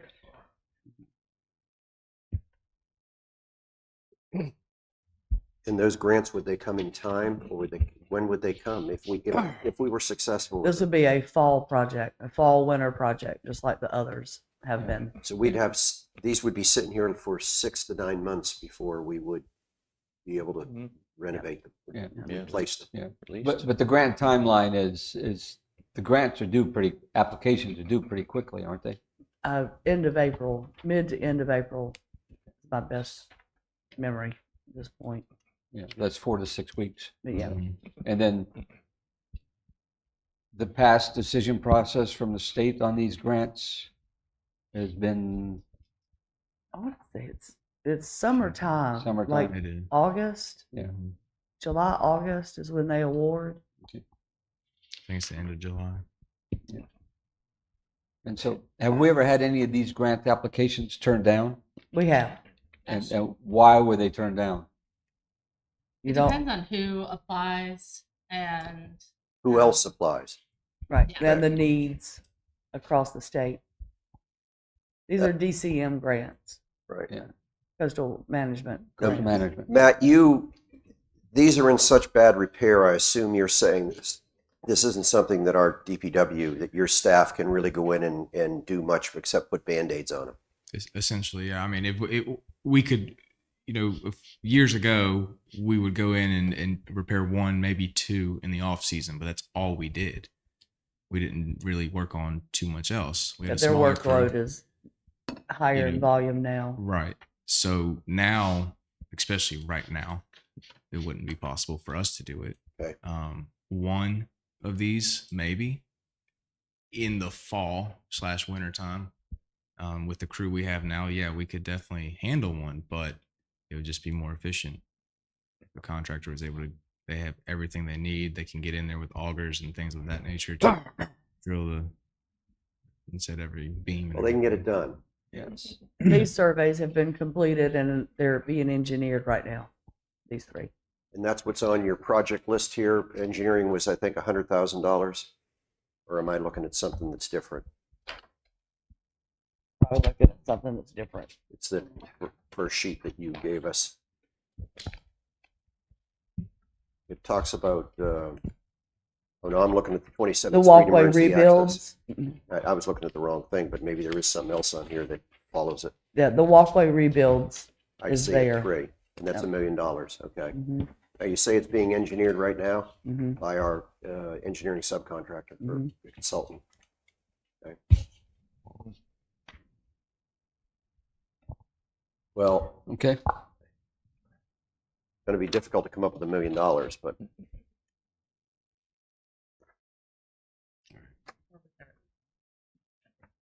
what are you looking for? I mean, obviously it's a need, not a want, and it's safety, not, it's not. Right. This is more so. That's okay. So with these, this comes out of the beach erosion fund, and so typically what we do with this is we budget what the revenue is projected to come in at, and then based on whether or not we get the grant for the next fiscal year is how we do the budget amendment.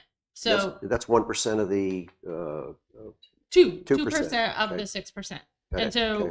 that in previous years it's been around 530,000 that we just automatically budget in that fund because it varies, but that's what we've done in the past is around 530,000 automatically budgeted because it essentially matches the revenue that we bring in. And so if the project that needs to be done out of that fund is going to be higher, then we would come to you with a budget amendment and say the matching funds for the grants are going to be higher or lower. Even with the project, obviously we come to you with the project. We're not going to do a $530,000 project without your approval anyways. And so all of it would come to you. That's just where we put that amount at. This is where the need is, and the grants that are going out for that, it could be a match. We could come back and say, as Matt says, that this one probably does not, there's some that don't need to wait. And so I'm not really sure what the condition is or how that moves forward. That's with him, but that's how we've budgeted it in the past. How would you budget this if let's say we could take $530,000 out of the beach erosion fund, but we'd still have to come up with another $500,000 There's money in the fund balance. Okay, it's in that fund now, and you're saying there's another 500 that would come into it next year during the next fiscal year? So the revenue that we'll have revenue that comes into it every year. Yes. Right, and then we add to that fund. Typically has money that adds to it in the fund balance. And I thought there was like $1.5 million There is money, in it. yeah, I can't think of what the fund balance is, I but think it was $1.6 million. yeah, there's money in the fund balance there right now. All right, so we got it would money be to pay able for to this. cover, even if we don't get the grant, we would be able to cover a rebuild of the walkway. Without ad valorem taxes. It doesn't affect the taxes. Yeah, out of our beach erosion fund. It comes out of the beach. This is just beach erosion Yeah, fund. This is yeah, not that's tax. not tax general fund. related. No. Okay. Yeah. So the best scenario is that we get the grants Correct. and the matching part comes out of the beach erosion fund. Yes. And do we do the 3 Yes. walkways? Yes. And we make that decision when we make that decision. It's not, we're not making the decision during this budget Correct. hearings. Correct. Not this one. Yeah, we got it. Yeah. If there was if something happened and something needed to be done right now, then we would come to you at something completely separate with a budget amendment saying we've got to do this right now. We would do a budget amendment. It's completely separate from this process. So you mentioned budget amendment. Is what kind of impact does it have on the town to have, and how we manage our money to have multiple budget amendments? So having budget amendments doesn't have an impact on the financial health of the town. It's a tool that is used for budgeting. As far as Does it have any negative impact in terms of no, it's how the state looks at us? no, not or at how- all. Mm-mm. Okay. I mean, if you were way off and you had like 50, 60 budget amendments, then maybe, yes. But like 5 to 10, 15, that's for different things that come up, or you're recognizing revenue. It depends on what you're doing budget amendments for. If it's for specific projects, or you're recognizing revenue, or different things come up, that's a completely different. So the budget amendments is a normal part of doing It is a business, very an normal acceptable part part of of doing business. and Yes. something we don't get penalized for or No, they're- criticized for bad management by doing we budget don't- amendments. No. And we don't do operational budgets, no, budget amendments normally. We work inside our operational budget. If we're doing a budget amendment, it's normally for a project, Like a stormwater project. like a stormwater project, or the Majestic Oak Park is another, or like Tara said, we're recognizing revenue that we've received from sources that we didn't budget for because we didn't know they were coming most of the time. Okay, good. Thanks for the clarification. Yes. All right, who do you want to hire? Why? A couple of people, I believe. So we actually have so we have two positions. Well, technically four. There's two full-time, two part-time. One of the positions is a facilities services, environmental services full-time employee, along with a part-time employee, the same category, same title, and they would be maintaining all of our town restrooms, the buildings, everything that goes along with it, cleaning services, every community, the community center, fire station, police station, town hall, all the bathrooms on the island. But we pay people to do that now, so this isn't necessarily a new charge. This is just bringing it in-house as opposed to subcontracting it. Yes, it is. Is it the same amount of money or is there a different price tag to this? I don't know the current contract. It would be a different price tag because you're actually hiring a full-time and a part-time person to manage this program. But Matt and Vicky, does this mean that if we have an issue at a bathroom at the gazebo, that we don't have to call up this subcontractor and pay them extra? We already have somebody within our family that is in charge and responsible for that. Yes, But we that's still correct. have to pay overtime if it happens to be a weekend or night.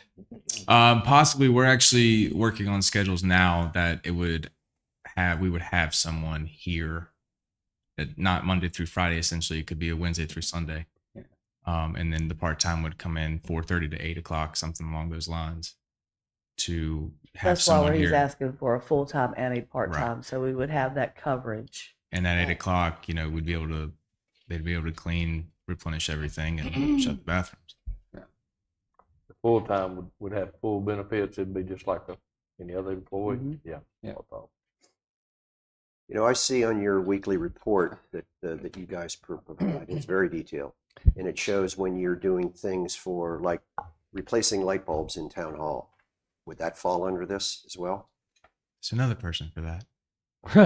That's the next one, facilities maintenance? Okay, all You right. got it. Okay. So do we have a cost?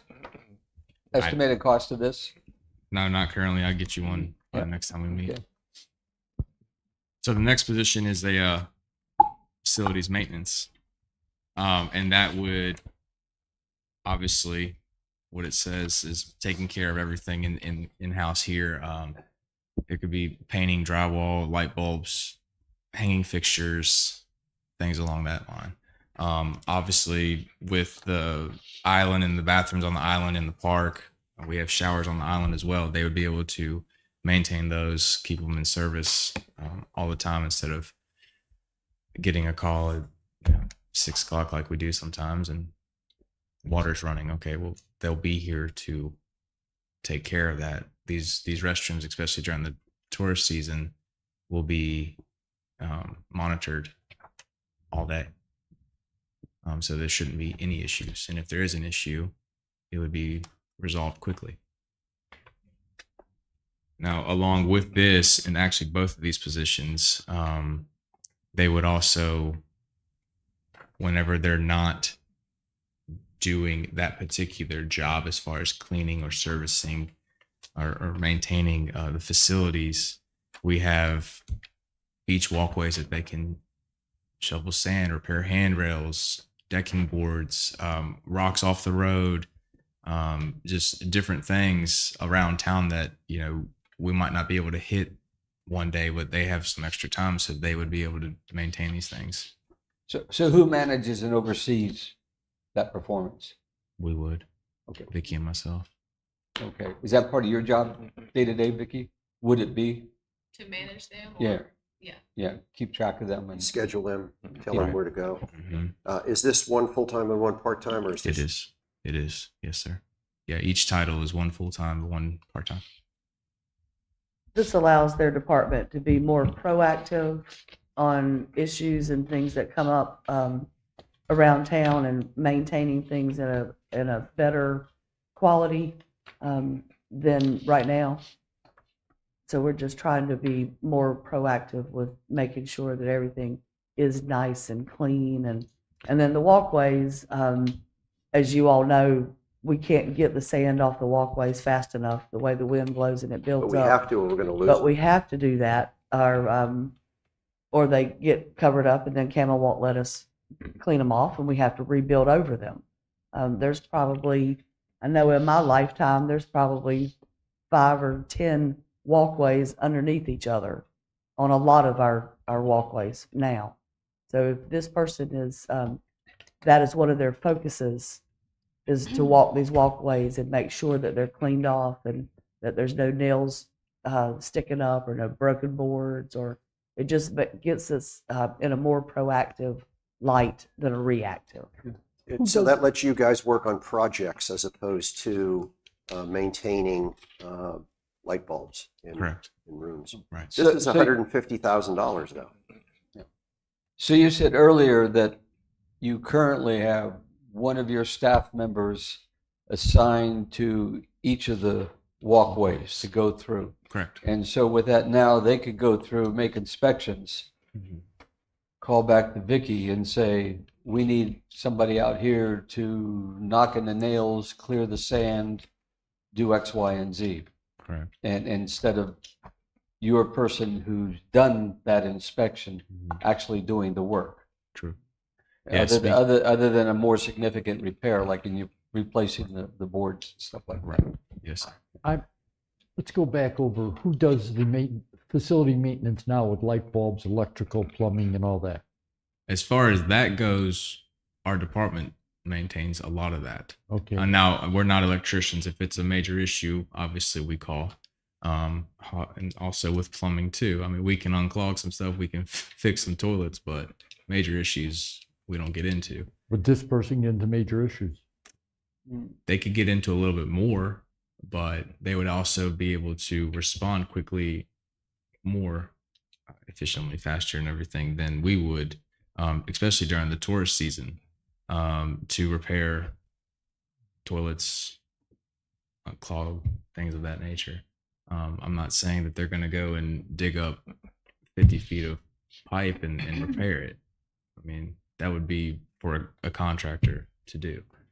Facility maintenance, But I'm specifically zeroing in on Right. because that's actually adding a person to your, and a part-timer to Right. your head count, whereas the other one, you're eliminating, they're talking about contract services versus Mhm. in-house, which is a question of balancing dollars and dollars. Right. Well, you're going to work up what these offsets are. Yes. It's a part of the. We would. I'd like to hear more about both of them when I see Price what tag. the workup is. Okay. Will do. You know, All right. all concepts are great until you find out what it costs you. True. Right. I mean, I'll say this is, with the Text My Gov that we started, last year, 2 years ago, we get numerous notifications all day long in the summertime, weekends, and, having someone here to take care of those instead of having to call someone back in. It could take, 45 minutes or so to get them in here. They have to come to the shop, get a truck, get tools. Someone's already there. So they can respond in 10 or 15 minutes instead of an hour and whatever. And it happens a lot. So There's no doubt in my mind, in talking to you over the last few years, is that, and my feeling is you are understaffed, basically, and what needs to happen in this town now, you are understaffed at this point. How do you think these positions will set you forward, going years from now?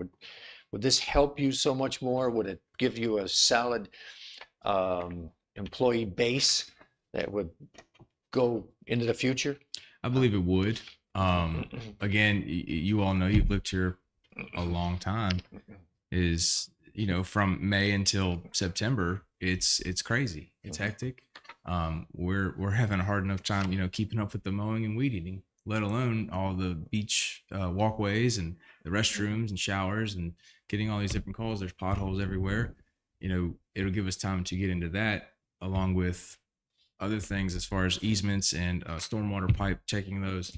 Like, I can't split people in half. And I like to do stuff in pairs because it's a safety issue.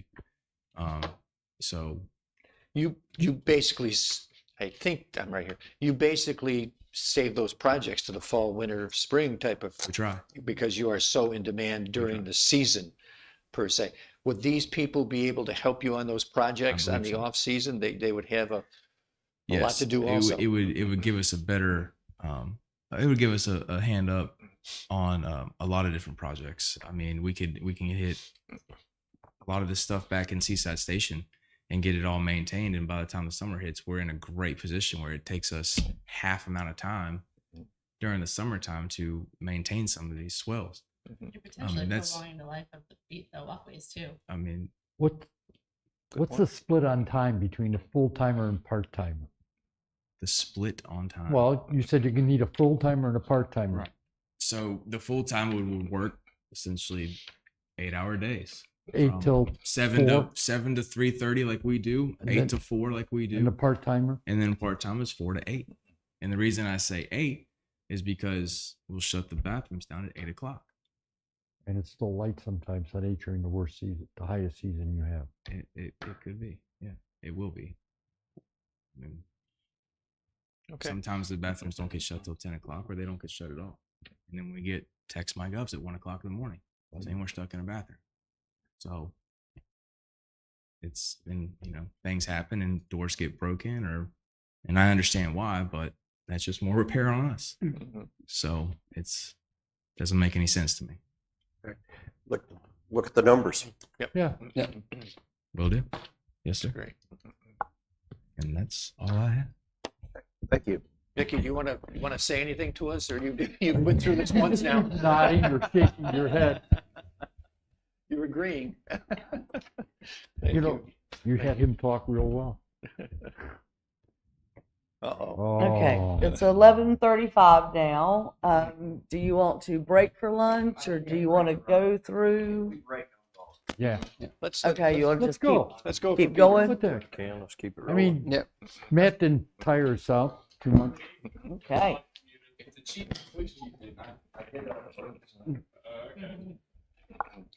Uh-oh.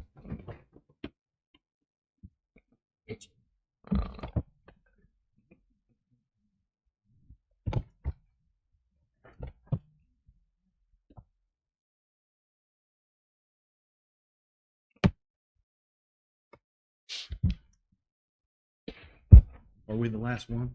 Yes, you Sure are. are. We're in a hurry too, so let's. I don't think they would save the best for last. This seat is hot. Very hot. Very hot right now. Best for last. Thank you for that.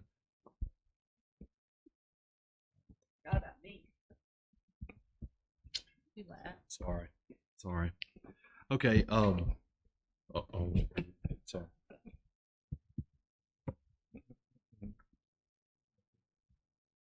Well, let's see.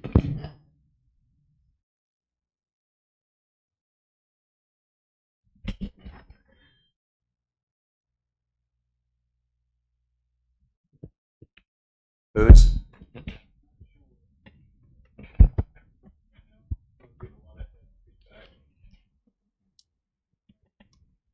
Okay.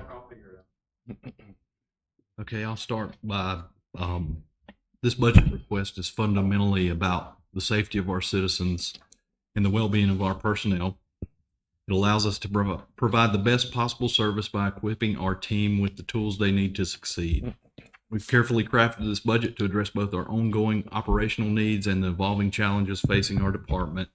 This year's budget reflects our commitment to maintain the current level of service, ensuring we have sufficient staffing and resources to respond to emergencies promptly and effectively, and investing in critical infrastructure, replacing aging equipment, and modernizing our technology to improve efficiency and safety. I'll roll into it. The first request is a radio upgrade purchase. I've got some wording in there, but the simplest thing is our older style radios are scheduled to go out of service July 1. As you know, we've made radio purchases over the past 6 years to upgrade to the newer style radios, and this just completes all of that and gets us fully operational. It's $26,000 to keep us in line with that. That is 3 mobile radios and 3 portable radios.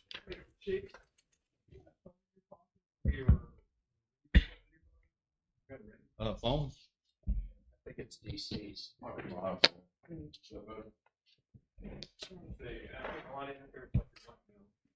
Test.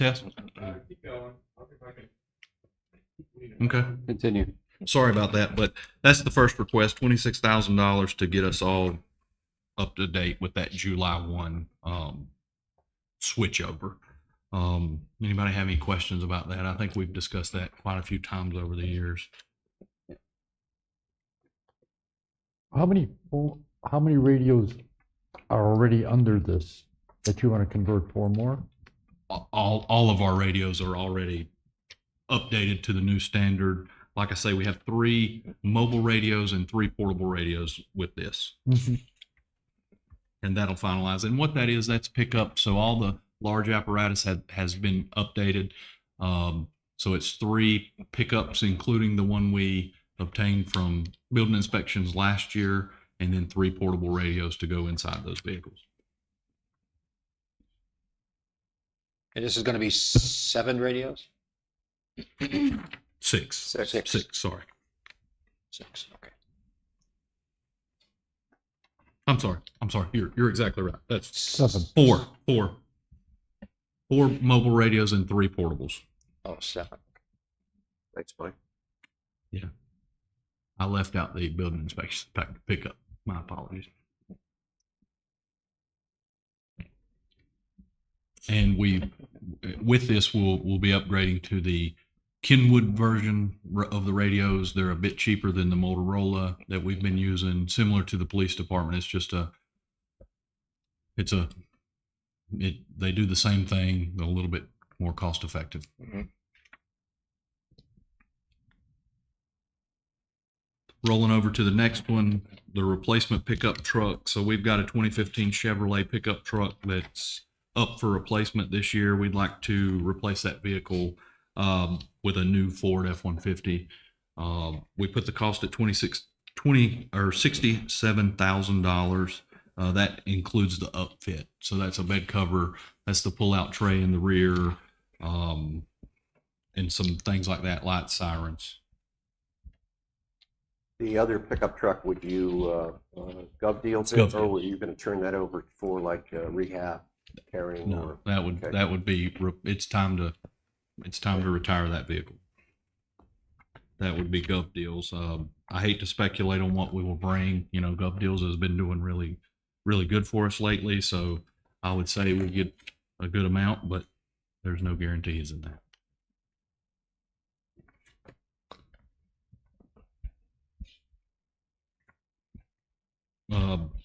Going over to the next, I'm requesting a nozzle package, and we've touched base on this before. I think last year I tried to go for this as well, and this upgrades our nozzles. So over the past years, we've upgraded our fire hose to a better flow rate capable fire hose, and we need the nozzles to match it. So we've got a bit of a hodgepodge in our nozzle inventory.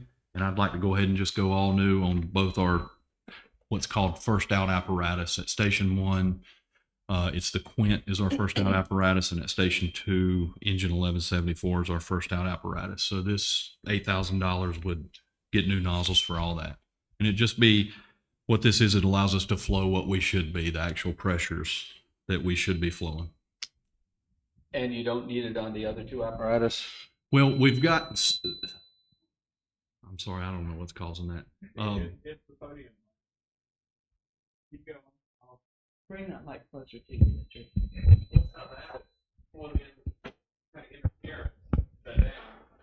Test. Pager? Thank you. Oh, page.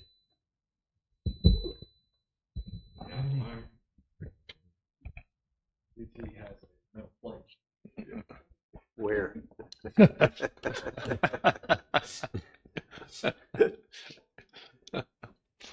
Please. Mine's working. Better? Test. Okay. Sorry about that. There was a question on the board. I'm sorry. The other is the other two apparatus. We- and their nozzles. Over the past 5 years, we've bought a handful of them. We do have some on the other two trucks now that need to be retired.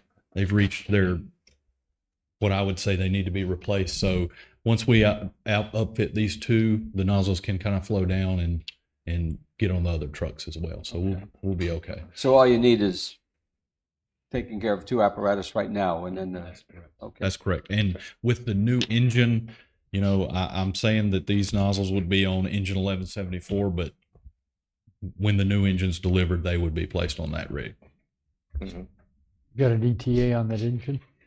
Okay, so unofficially, we should be invited to do a pre-build Q3 of this year. That's unofficial from the manufacturer. So if that is the case, delivery some midpoint in 2026 is what I would guess, that's actually pretty good. It would be less than what they originally estimated the build time. Okay, so going over to dry suits, you may not know, we currently have cold water immersion suits. So if you've seen the photos or seen the guys in the big wintertime suits, they work great for this time of year operating in the water. However, we've learned with our most recent flood response to assist other parts in the county with potential tropical cyclone number 8. Those suits aren't great for walking, period. They get us floating in the water. They're great to wear when we're in the boat, but they're not great for flood responses or if our guys have to swim any distance, any kind of rescue calls we have in the water this time of year. Dry suits just lets us operate in the water a little bit more efficiently.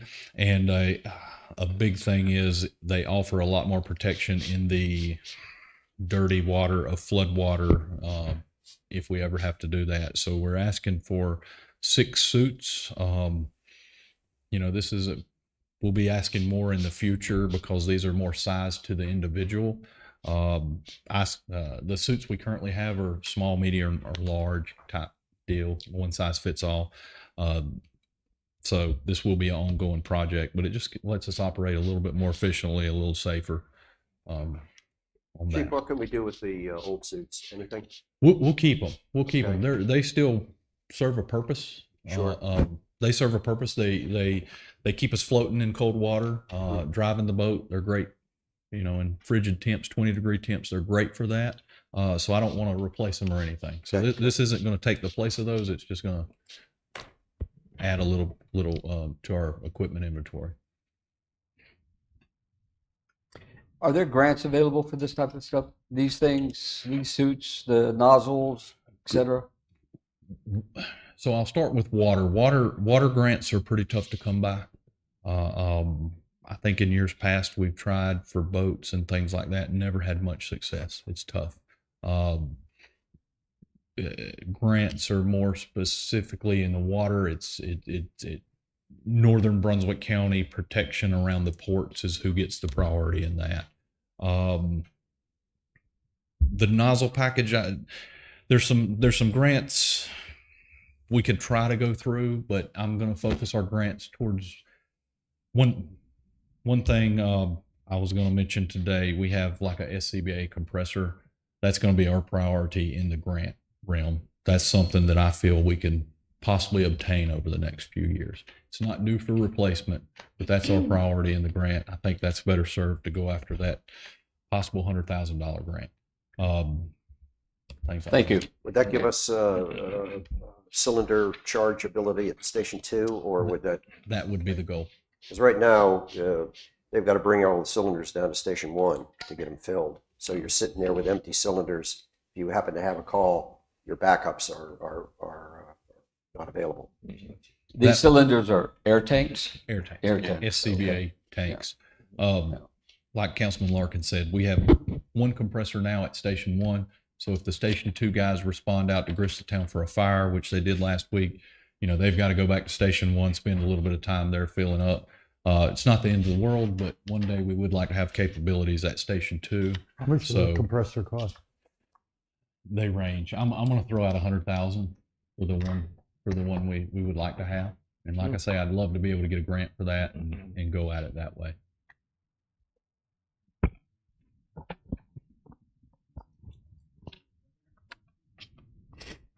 The struggle is real.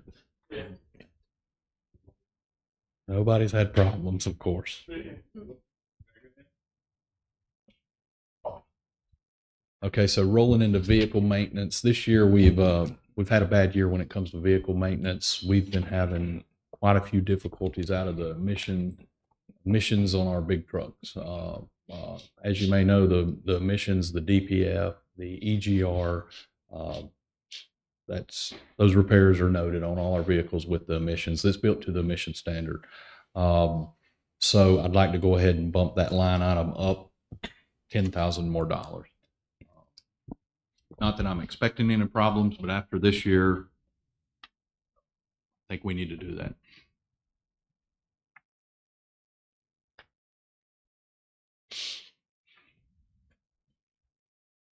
Okay, rolling over.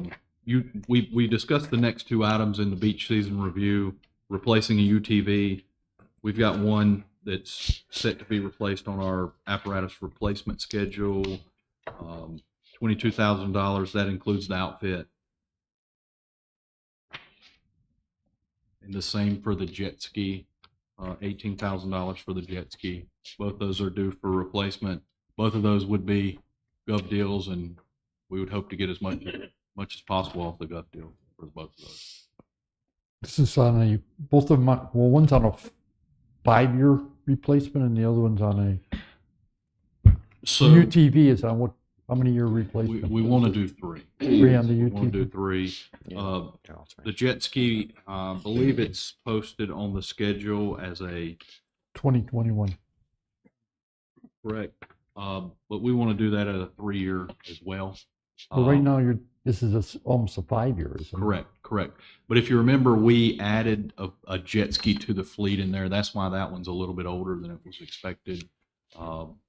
We added a second jet ski to the fleet as a backup reserve unit when this one goes down in the middle of summer. So that's why that one's a little bit older, but we've got it set to be replaced on a 3-year rotation. How many hours do you have on either ski? I'm not sure. I'll get back with you on that. We don't have it's not so much as an hour thing, it's just salt water and corrosion that.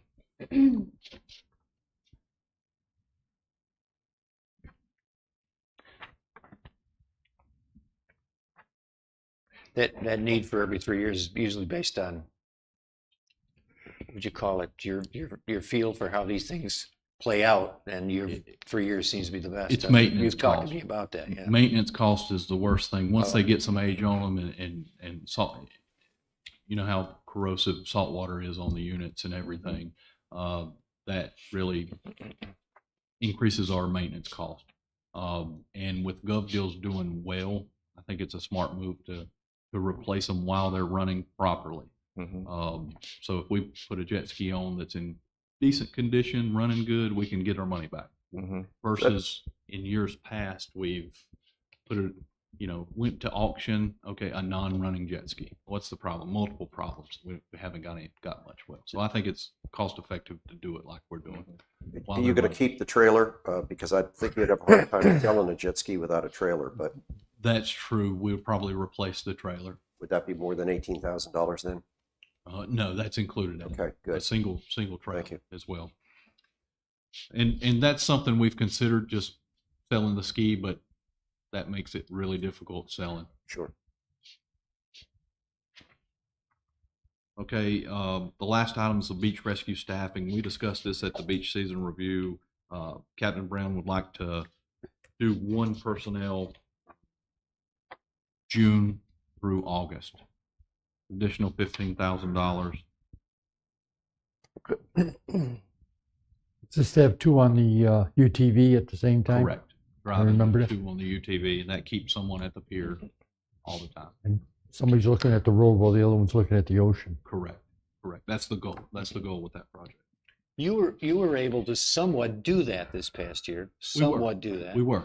How did the funding with that? What funding did We you? were able to do it. So rain days is one. You know, if it's raining, storming, we're not on the beach. I think one of those storms we were off the beach. Not a lot, but a few days there. And Kara was nice enough. We had the funding to do it somehow, some way. He's a magician. I think it was due to that we were all sharing that fund at one time. So, you know, we were able to do it. Now, some of those days we had three. There were training, there were orientation and things like that. Busy weekends. I discussed with Miss Anglin and Tara, when they were busy, we could justify we needed an extra body out there on the busy weekends. And that's what we were able to do last year. Thank you. And that, to me anyway, being out there was very effective. I think for us, we really saw a benefit with an additional person. Thank you. Okay, last, it's not really pertinent in this year's budget request, but I wanted to do a looking forward section, just so you know what's coming. So I'm gonna roll through that. A couple of these items I put 1 to 3. There's apparatus in here with a little bit different. I'd like to take that division captain to an assistant chief role. I think that would better serve our department. I really like taking that from the assistant chief down to division captain, but one of the priorities of that role is to take command on fire scenes and things like that, in day-to-day operations around the station in the wintertime specifically. Putting that role as an assistant chief kind of gives DC and I more of a benefit versus a captain, because as you know, we've got 3 captains on the shifts, so there's a bit of a discrepancy how a captain gives another captain orders, and it doesn't work great in that scenario. Is there a difference in terminology between deputy chief, as Deputy Chief Adams is, and this would be Paul Brown? I assume you're talking about Yes. would be assistant chief. It would be assistant chief. He That's would different. It would answer to the deputy chief. Okay, because the police, I believe, has a police chief and an assistant chief. They do not have a deputy chief. Correct. Okay. Correct. This would, we specifically put it on there so it would answer to deputy chief. Okay. So you're saying that plays into fire scene command? It does. And It does. It does. particularly when mutual aid is involved. Correct. Correct. Rolling to the next, I'd like to hire a battalion chief in the future. This is in the beginning stages of the planning, but I wanted to speak about it today. Can we go back? Because I just missed something you said in the future. This this assistant fire chief, you say 1 to 3 years. Are you talking about in 1 to 3 years doing that? Or are you talking about doing it now? No, not right. This is future. This is future. All right, I missed that. I'm sorry. Sorry. There's nothing in here saying that I'm Paul Brown, don't get excited.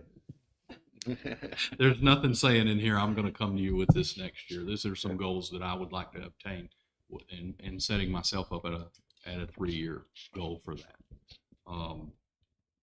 Yeah. So this is none of these items are for this year. It's just for educational purposes. Really.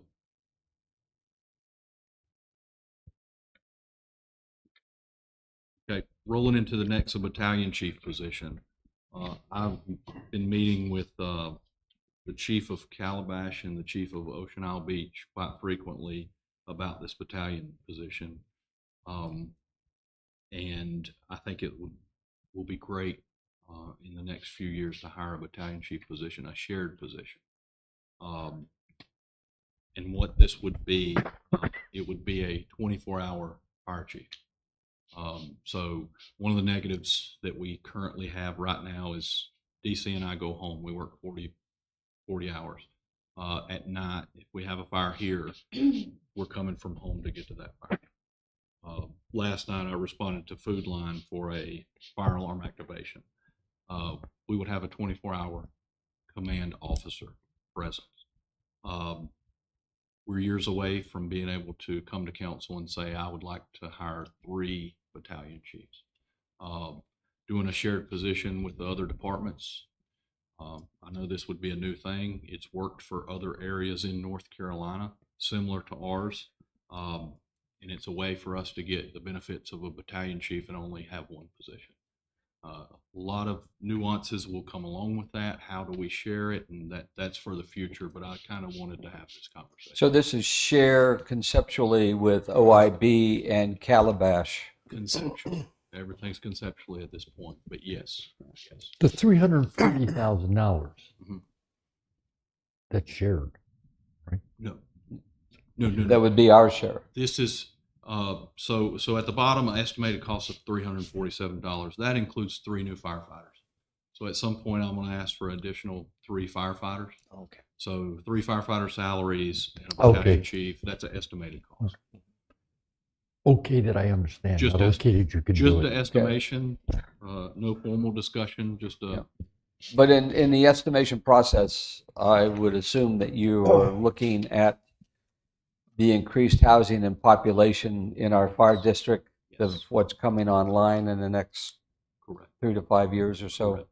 once the construction gets cranked up for a number of these places. Correct. Yeah, one of the things that we were looking at is that our fire district is almost 17 square miles. 15.5. Yeah. to- I thought it was 16 something total. Okay. Anyways, it expands way out, and so that area is growing super fast. And so we had quite a few conversations of really looking out at 3 years because of that expansion is outside of our city limits too. So.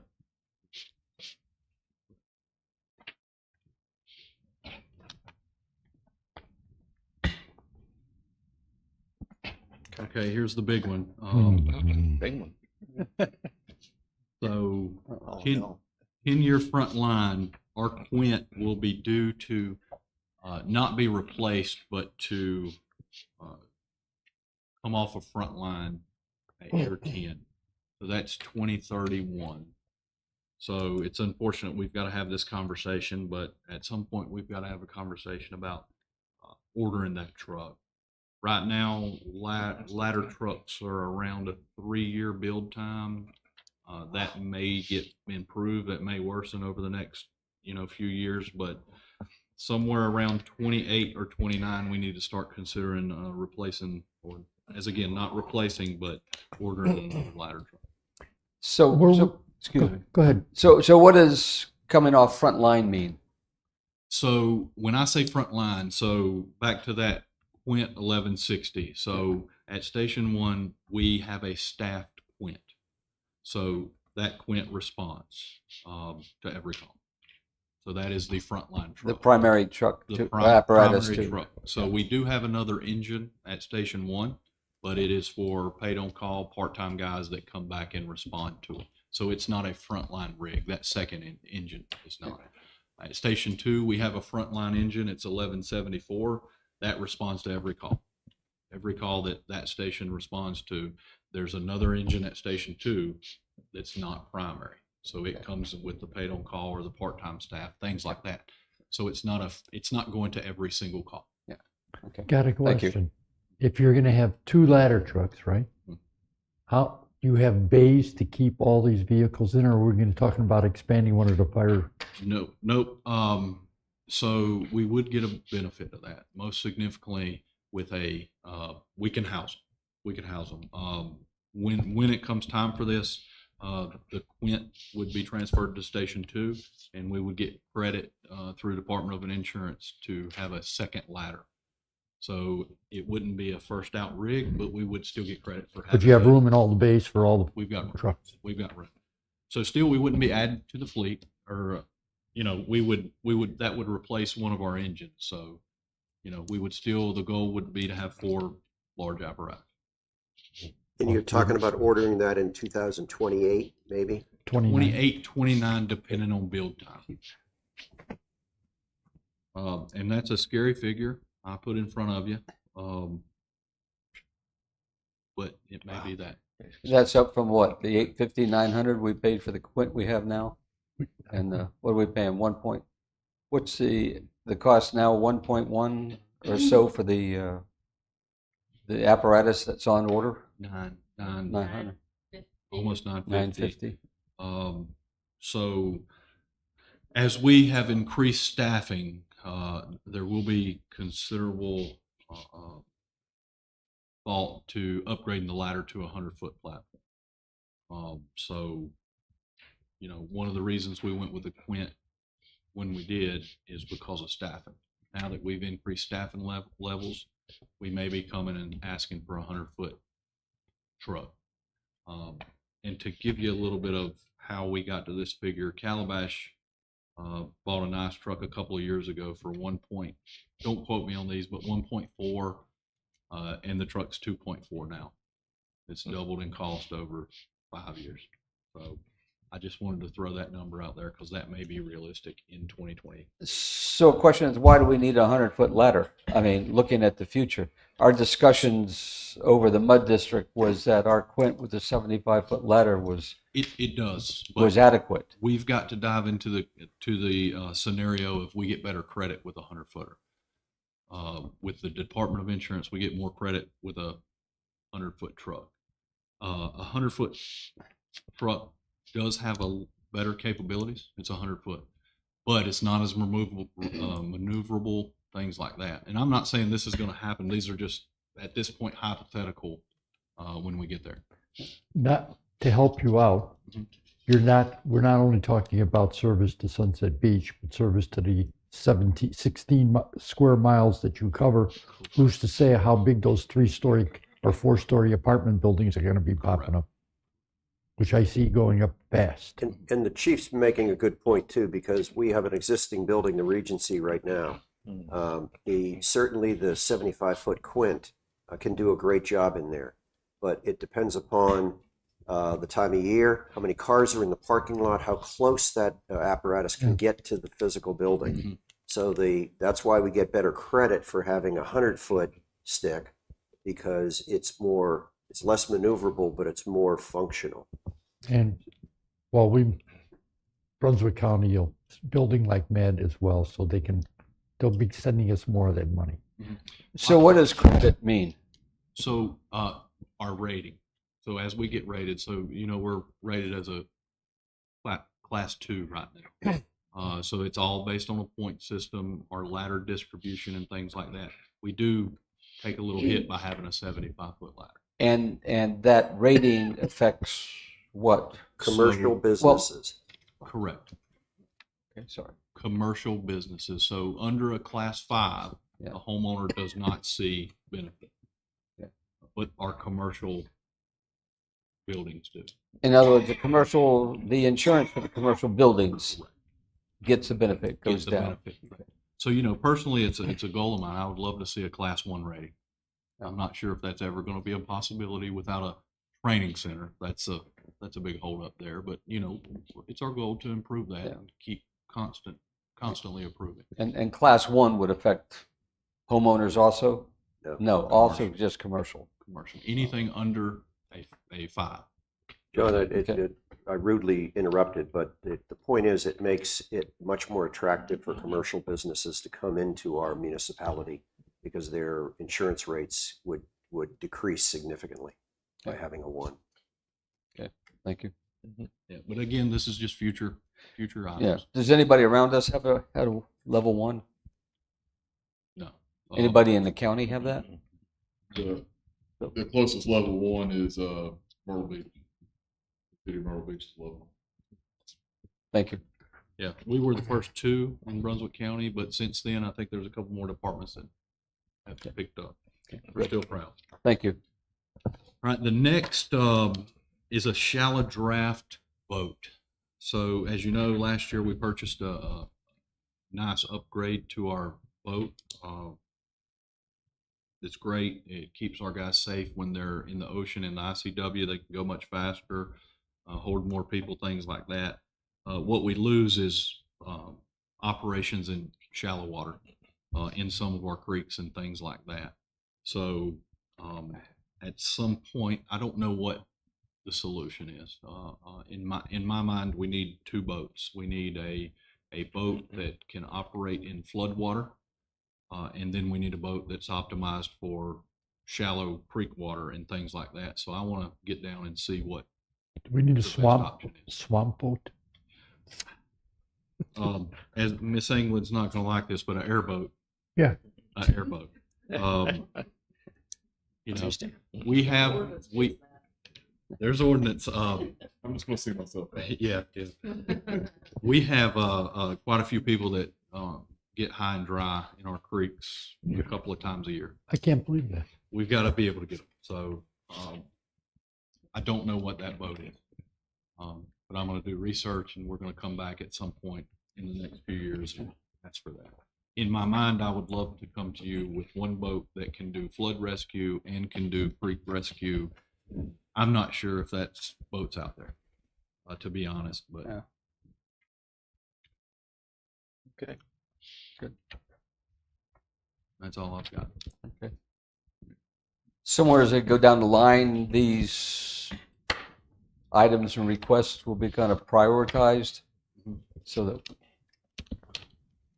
to help us kind of determine what kind of decisions we'll make with the resources that we have available or anticipate.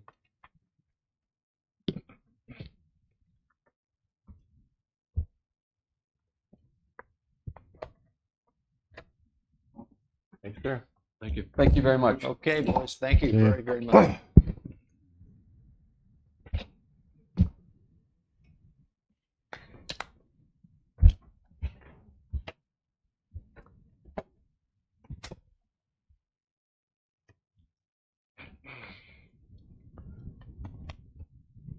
Do we have more Just me. today? Uh-oh. Is there any That's- paper on you? Can we have 5 minutes, please? Yeah. Take a 5-minute break. Can we please keep it at 5 minutes?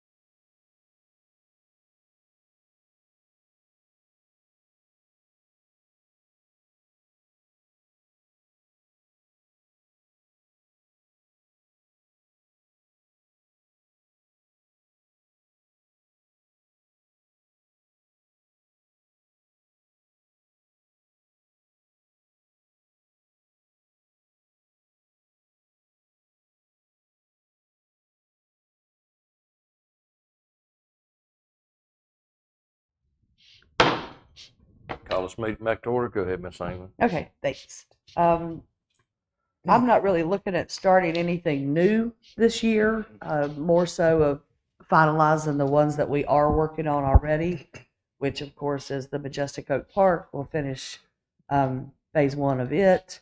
And then the 3 walkways that we've already talked about for the rebuilds.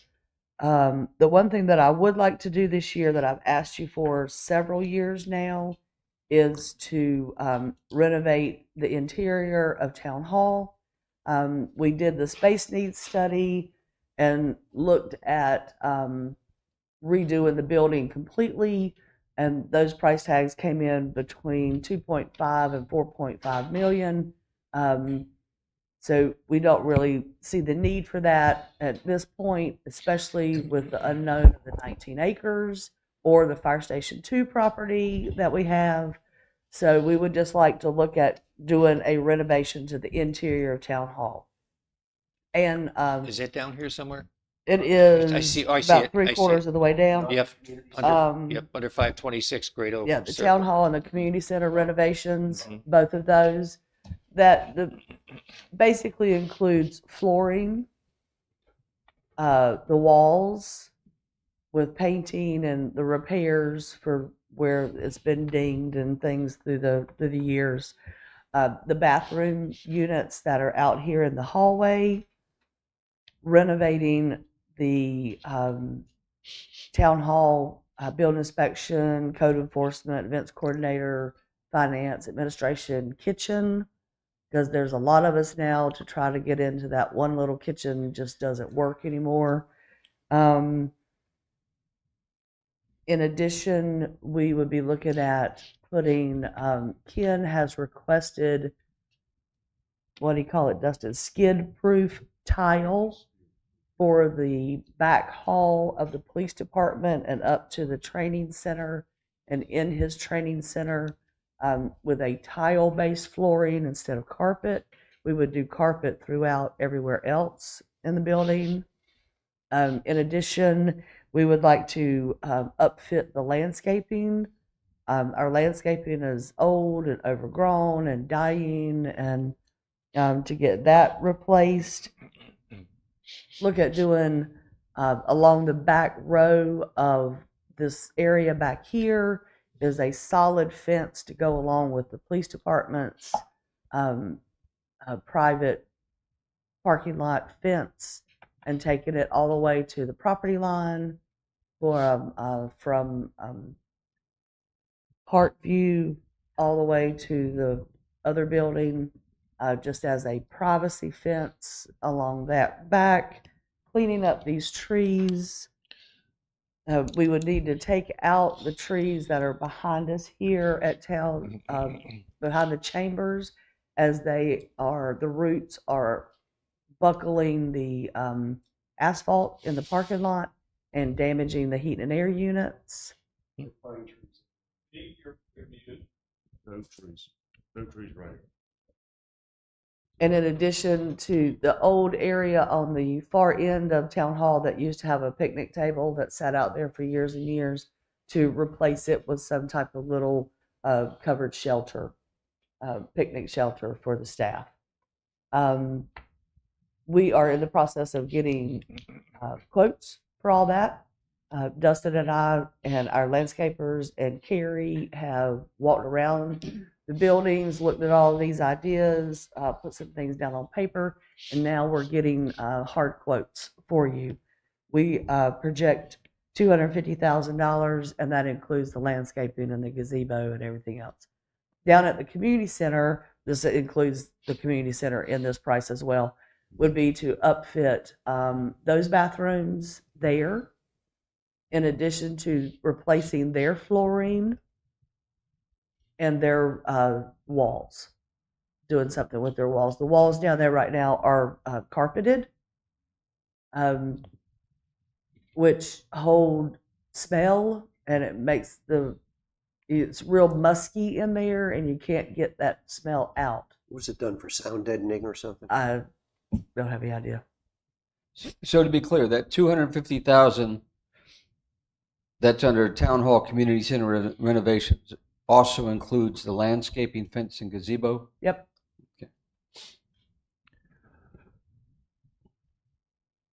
Got a question. Sure. When it comes down to the budgeting, will you be prioritizing these items that you mentioned also? Yes. Which Well, the has- renovations to me is one of the most important for us right now, because I've been asking to renovate this building interior for years now. I mean, there's stains in the carpets that won't come up. The bathrooms are old. We have a lot of trouble, just like with everywhere else, with maintenance on the fixtures and things. The tile floors are cracking. You're not talking about structural renovations in here? No structural. The only structural will be to the kitchen here, and we will encompass the old vault and the old records room. We'll make an L-shaped kitchen there. So all that is going to take out one interior wall and close in a doorway. But out of that 250,000, you'll be able to separate out the landscaping, the fence, and the gazebo Yes. as components of that. Yes. So Absolutely. it doesn't necessarily have to be all 250,000 at Right. one Right. Yes, fell we'll be swoop. able to give you an itemized for what each piece will cost. Let's see. Then I have thrown in here engineering for different items. We go back up to the top.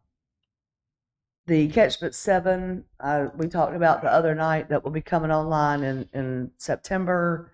We estimate that to be about $300,000 to finalize that. That will also take into consideration Canal A with the Saffle Baffle being put there. That would stop some of the sediment that is entering that that canal through the stormwater system. 4th Street paving, we are going back to those property owners to see if they would still like to have that road paved. If so, that would be paved and then a special assessment to recoup that cost. You mentioned the Saffle Baffle at Canal A. Is there a way that we might be able to go back and revisit the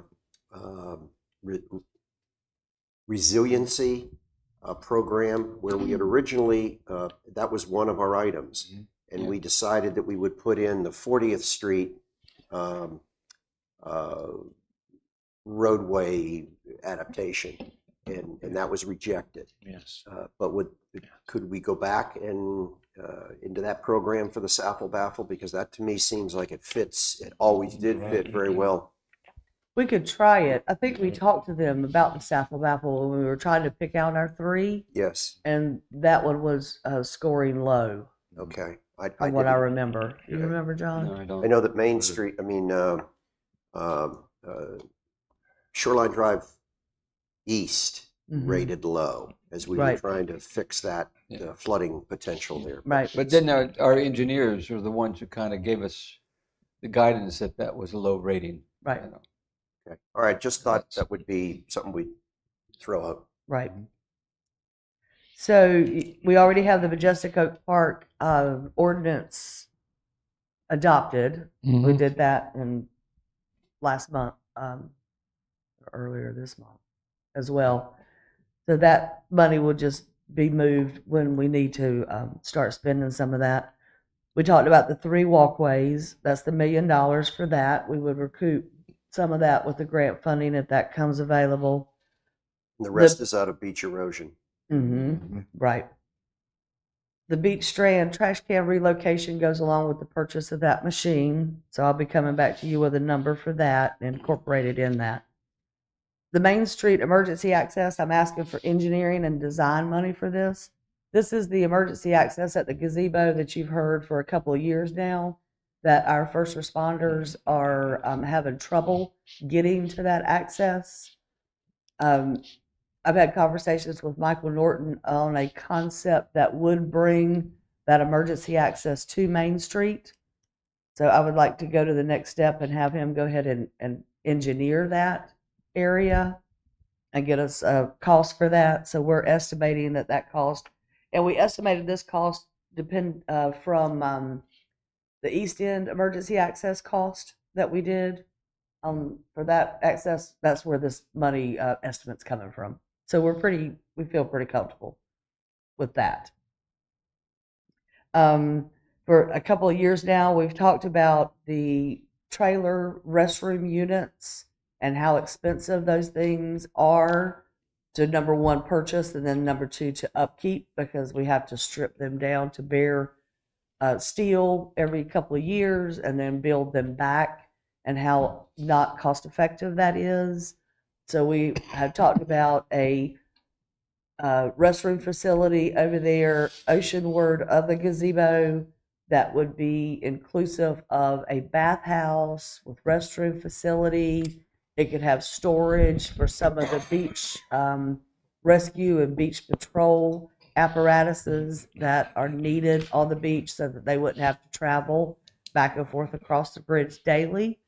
And then we've had citizens and visitors requesting community center type space for reunions and weddings and receptions and things of that nature. How does CAMA feel about all that? We've already had CAMA down, and we can build it. Question. Good. You're outside your footprint. Are the bathrooms, aren't the ones we have now purposely on ability to move them away when hurricanes come in and get them off the Yes, sir.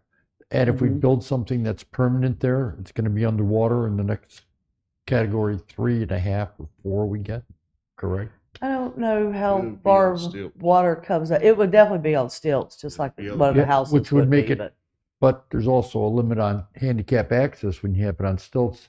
You're No, really it would tough- be ramped. Ramp, elevator. Yeah, we'd be Well, required you to can't, ramp don't it. tell me elevator. I mean, come on. Okay. Ramp, yeah. And we would definitely have to Houses ramp can't it. get an elevator.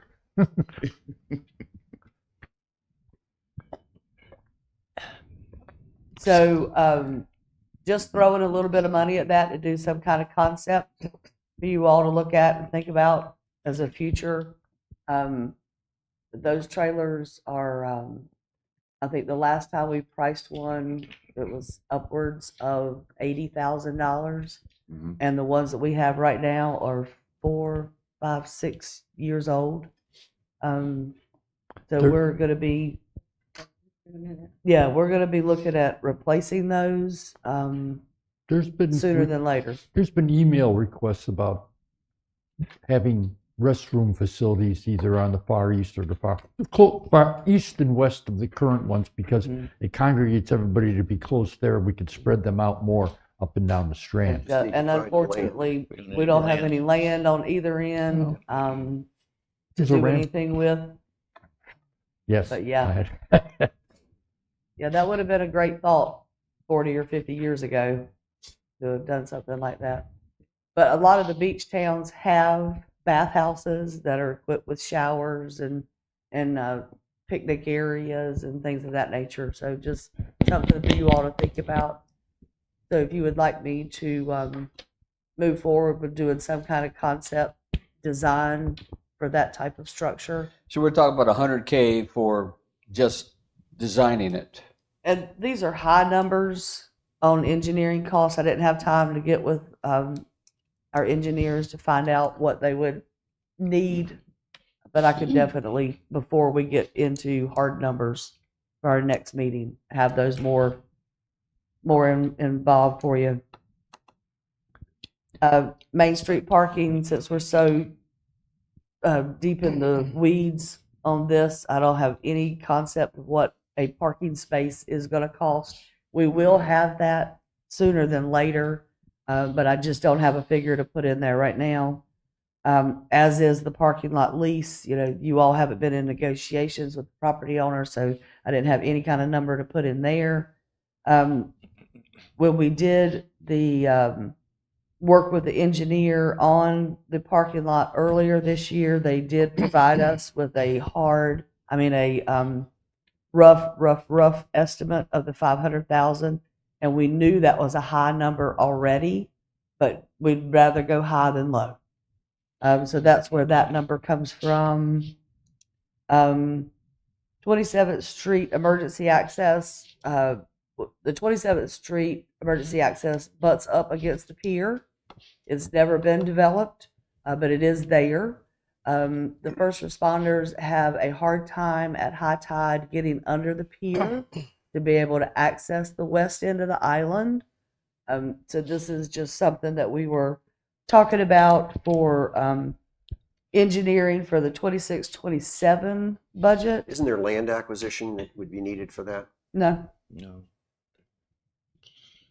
We already have 10 foot. it's our access already. It just hasn't been, Okay. it's never been developed. Is there a camera problem with because it's going through the dunes under by the pier? No. Why is all that? the- Because we already have the access?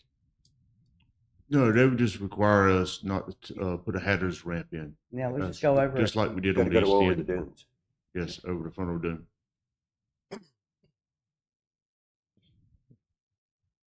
And then jumping down into, we've already talked about town hall stuff, the lakes, ponds, fountains, aerators, dredging, engineering line. We're putting aerators and fountains in our ponds now to keep that water circulating, to cut down on mosquito larvae and stuff of that nature. As these ponds, the trees and everything that are overhanging these ponds are dropping their leaves and everything, these ponds are filling up. So we would like to get a survey of our lakes, our ponds back here, to determine the depth and how much muck is down there that needs to be removed. Just to see if we could put those on a plan going forward to have those, because they are true stormwater ponds that go from one to the other, to the other, to the other, to the other, until they make it to the waterway. So we need to have those as deep as they can be, so they can hold the most water to slow it getting to the waterway, to try to get it as filtered as much as we can. And how many ponds are we responsible for? There's 9 back here.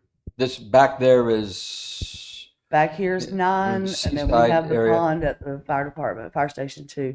Yes.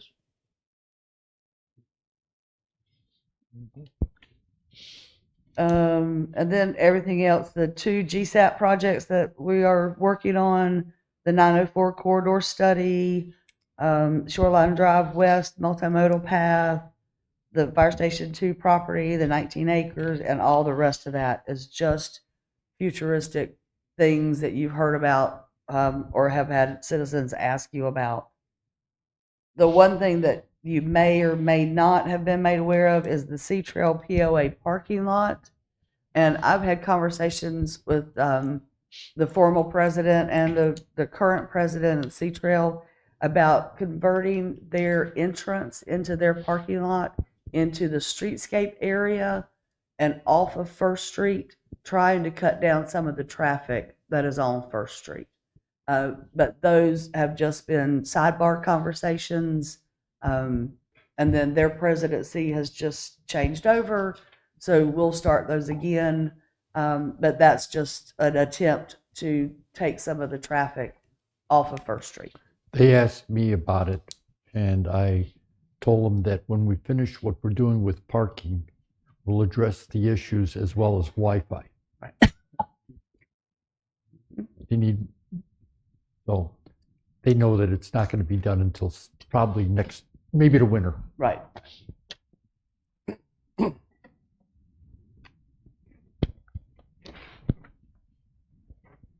So that's all I got for you. Still got any questions? Oh, Anyone have anything else? prioritization and where the funds come from Mm-hmm. to do these various things. The usual. Yeah, now unfortunately, with my projects, they will hit general fund. I'll get grants for where I can. I got the Majestic Oak grants, and I've got the Waterway grants coming, and we can look at community center restroom facility grants if we ever get that far into the project. But the engineering and the concept designs and these things would all hit general fund. So Carol will help me with that, and we'll get everything prioritized. And when we get down to the next budget meeting, which is, what do we say, April 4th, we'll have some better numbers for you. There's nothing else. Do I have a motion to adjourn? So moved. So, oh, Do I have a second? I'll say. Any discussion? All in favor? aye. Aye. Aye. Thanks for all the presentations. yeah. and, We'll be back at